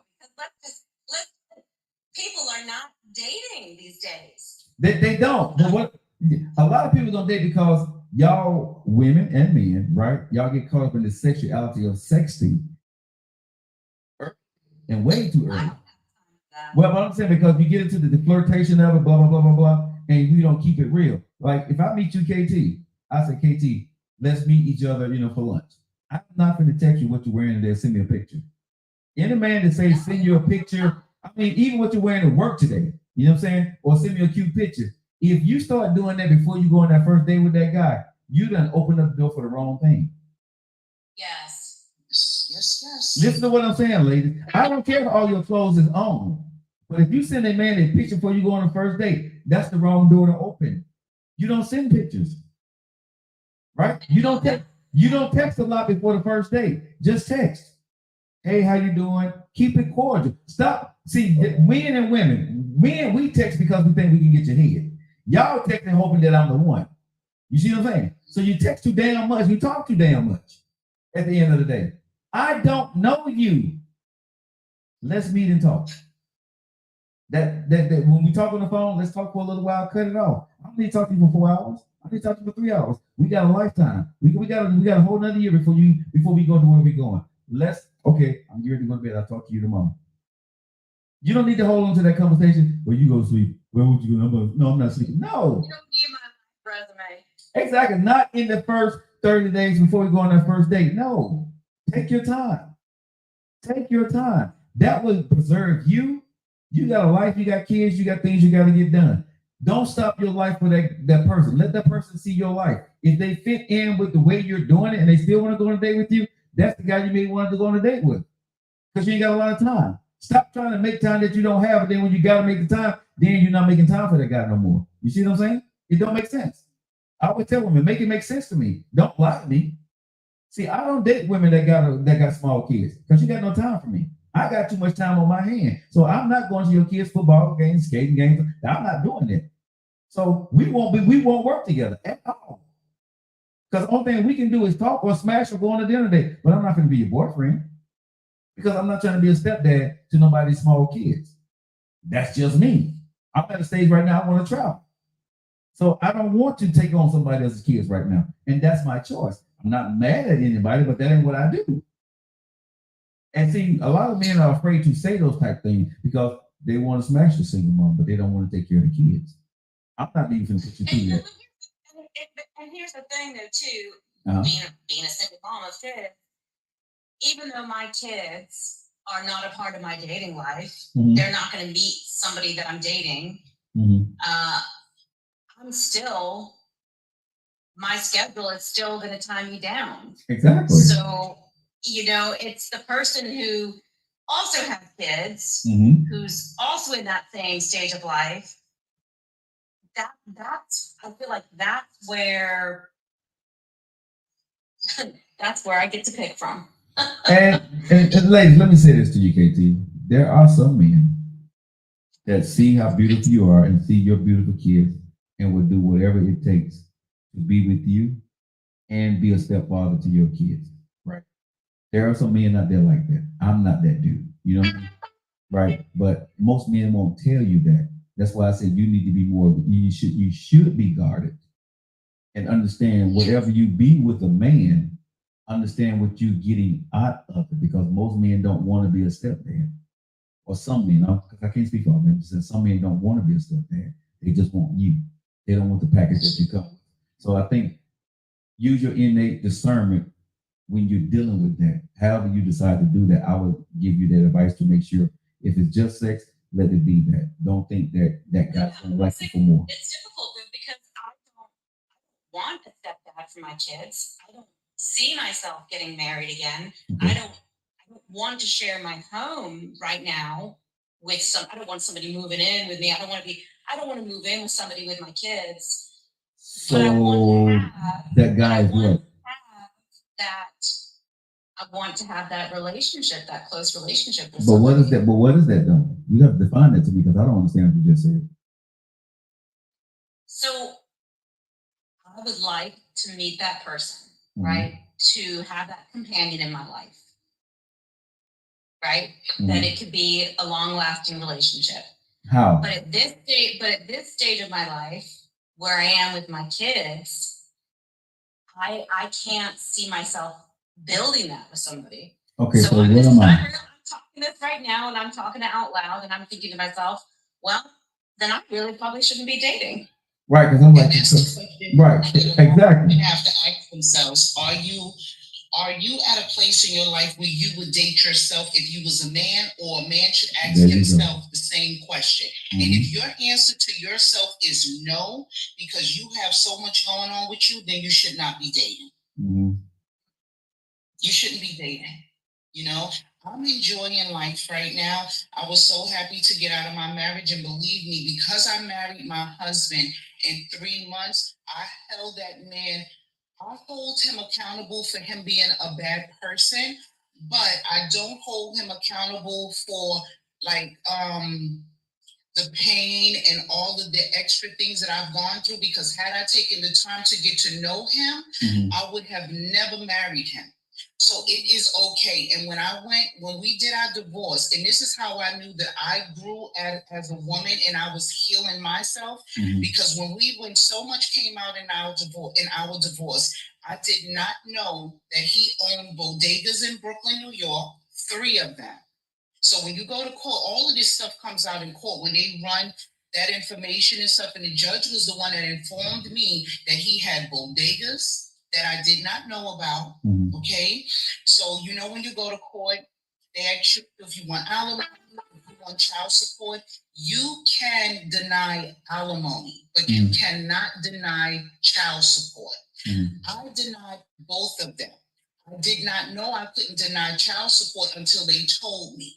The reason I denied alimony was because I knew that if that man was paying me alimony every month, he would not leave me alone. He would continue to want to be in my life, come into my home and being bothered because, like I told you, in the marriage, his money is what he used to control me. Mm-hmm. So I didn't want that. I said, let me leave that alone. Now, mind you, I told you he's a well-to-do man. Mm-hmm. I've had so many broken women in my life, including my sisters and friends, that would say to me, Nikki, you a dummy. Ain't no way in the world I would have walked away from that man and not gotten alimony for all the ish he did to you. Mm-hmm. But I didn't see it that way. And I still don't see it that way now. And when I tell you this, my son is 13 years old. Mm-hmm. He has a full 6-year scholarship at Greenwich Country Day School, $500,000. Mm-hmm. My 18-year-old daughter just got into UConn, the University of Connecticut. Mm-hmm. You feel me? Mm-hmm. So I am a very blessed woman. And you know why that is? Because I take accountability and responsibility for what I took my part in. Mm-hmm. I could have been a bitter woman and went in there and said, no, I want alimony. This man is going to pay me because I'm not going to get married again. I didn't work for that man's money. He's a well-to-do man in his country with all his properties and buildings and businesses, but I did not work for that man money. So how dare me come in and try to take half of what this man built? I wasn't in his life when he built that stuff. Mm-hmm. So for some women, they are very bitter. They will come, they will try to take all this stuff that these men or men will do it to women too, because they're upset and not taking responsibility for what they did. I knew somebody in 3 months, but I was hurt. I was broken. My fiance crushed me, which was a black man, and then I wound up marrying a white man that was worse because he had no problem telling me I looked like the women that cleaned his houses in his country. Okay? My children would hear this abuse, so I just wanted him away from us. Just go away. Wow. You know? Mm-hmm. And he tried to control the children with the money too. Mm-hmm. He go off, he don't see them for months and months and months, and then just call them up. Hey guys, what's up? I got something for you. He'll come through, want to throw around $3,000, $4,000, $5,000. The kids go and buy what they want, and then he'll go off until he decides to show back up and throw money around again. This is why I have an issue with dating men with because a lot of them are very mean, and that's what they want a relationship with. So if you don't have your own ladies, and you depend solely on a man to give you that life that you think you deserve, you're getting ready to be dragged. And this is why I work hard for everything I have.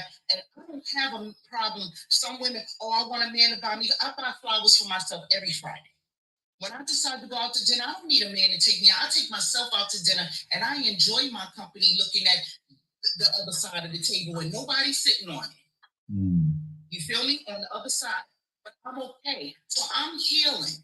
And I'm in a process where I know I don't need to be with another man right now because I think I would hurt him. I do. I think he will fall for me and I will hurt him. I will. Because I've met men that wanted more than I wanted. I just wanted to have a good time, and they fall in love or they fall in like, because I don't believe in that. They fall in like, and that's not what I want. So why hurt somebody, Joe? KT, you feel me? Just stay to yourself until you feel you are really ready. It's not fair to do that to people.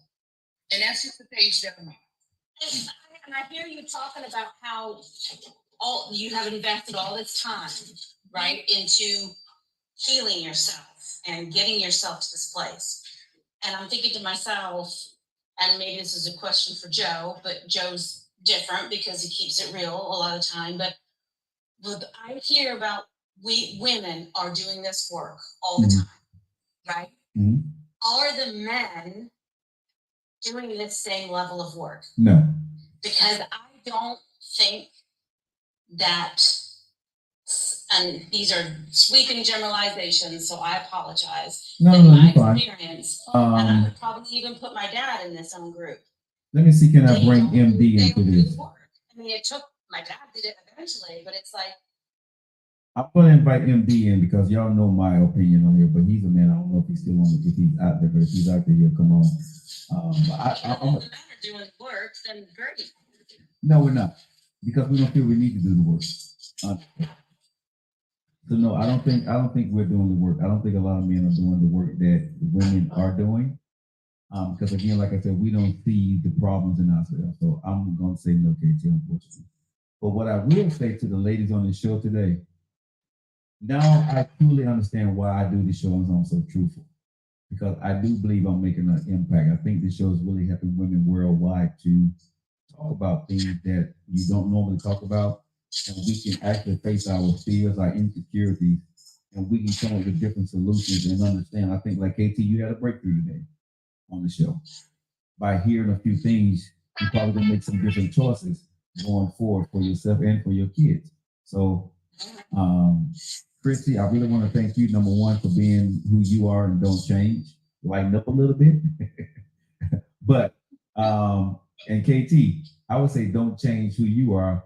Just understand, whatever you need or whatever you're getting into it, don't expect the outcome of the fairy tale godmother because that may not happen for I know.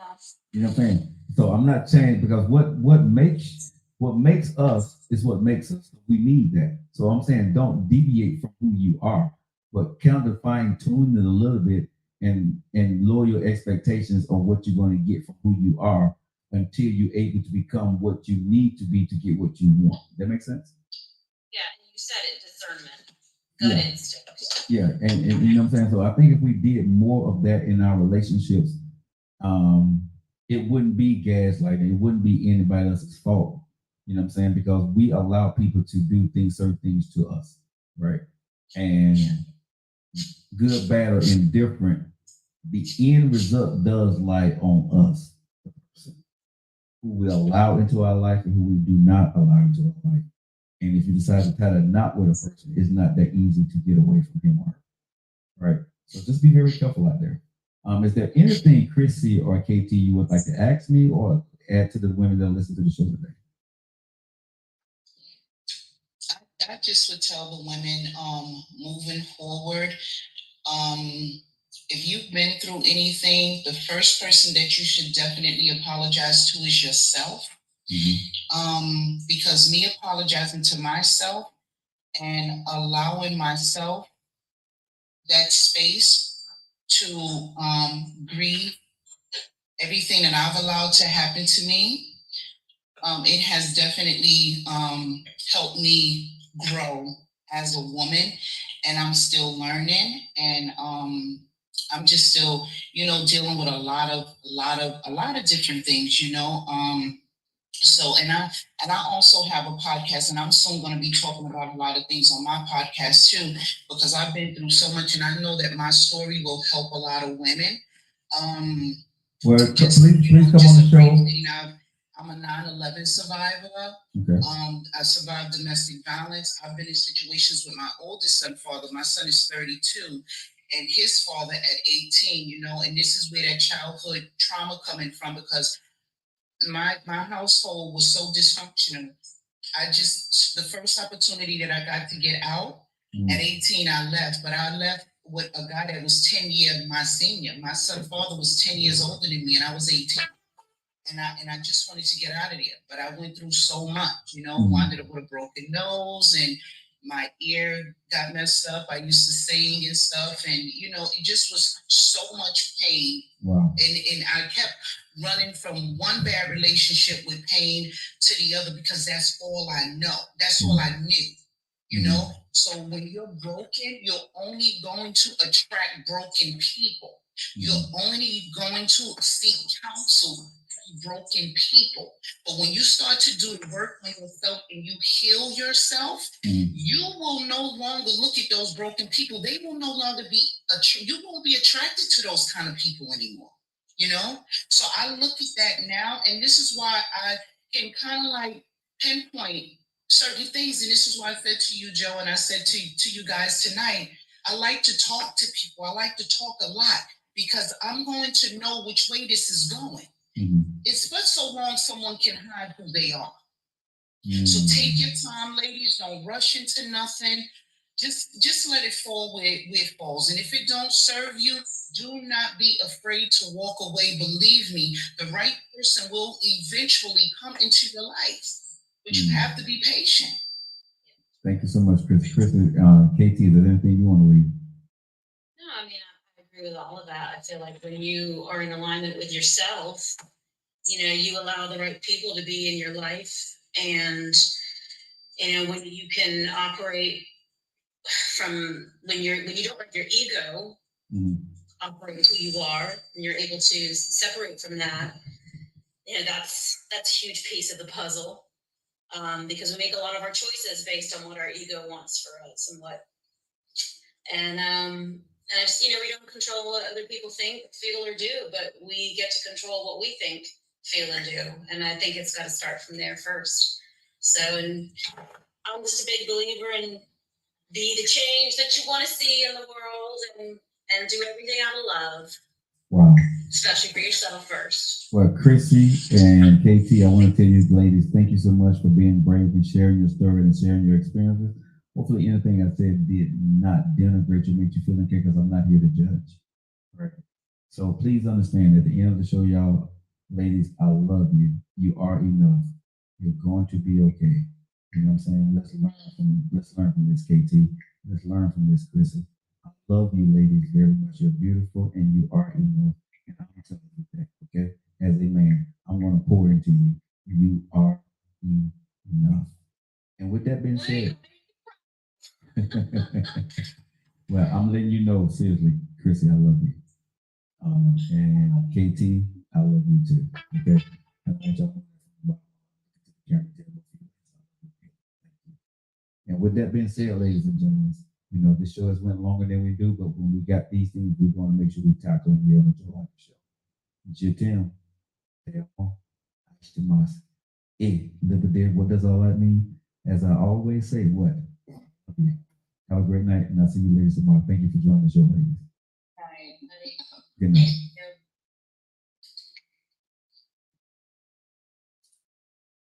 All right, guys. TikTok, Facebook, YouTube, man, that was a great show. A lot of people was chiming in on it. That's why we do the Joe Liker Show, man. I tell y'all, man, y'all keep hanging out, man. This is the show you don't want to miss in the evening ride. YouTube, Facebook, Instagram. Love y'all. Have a great night.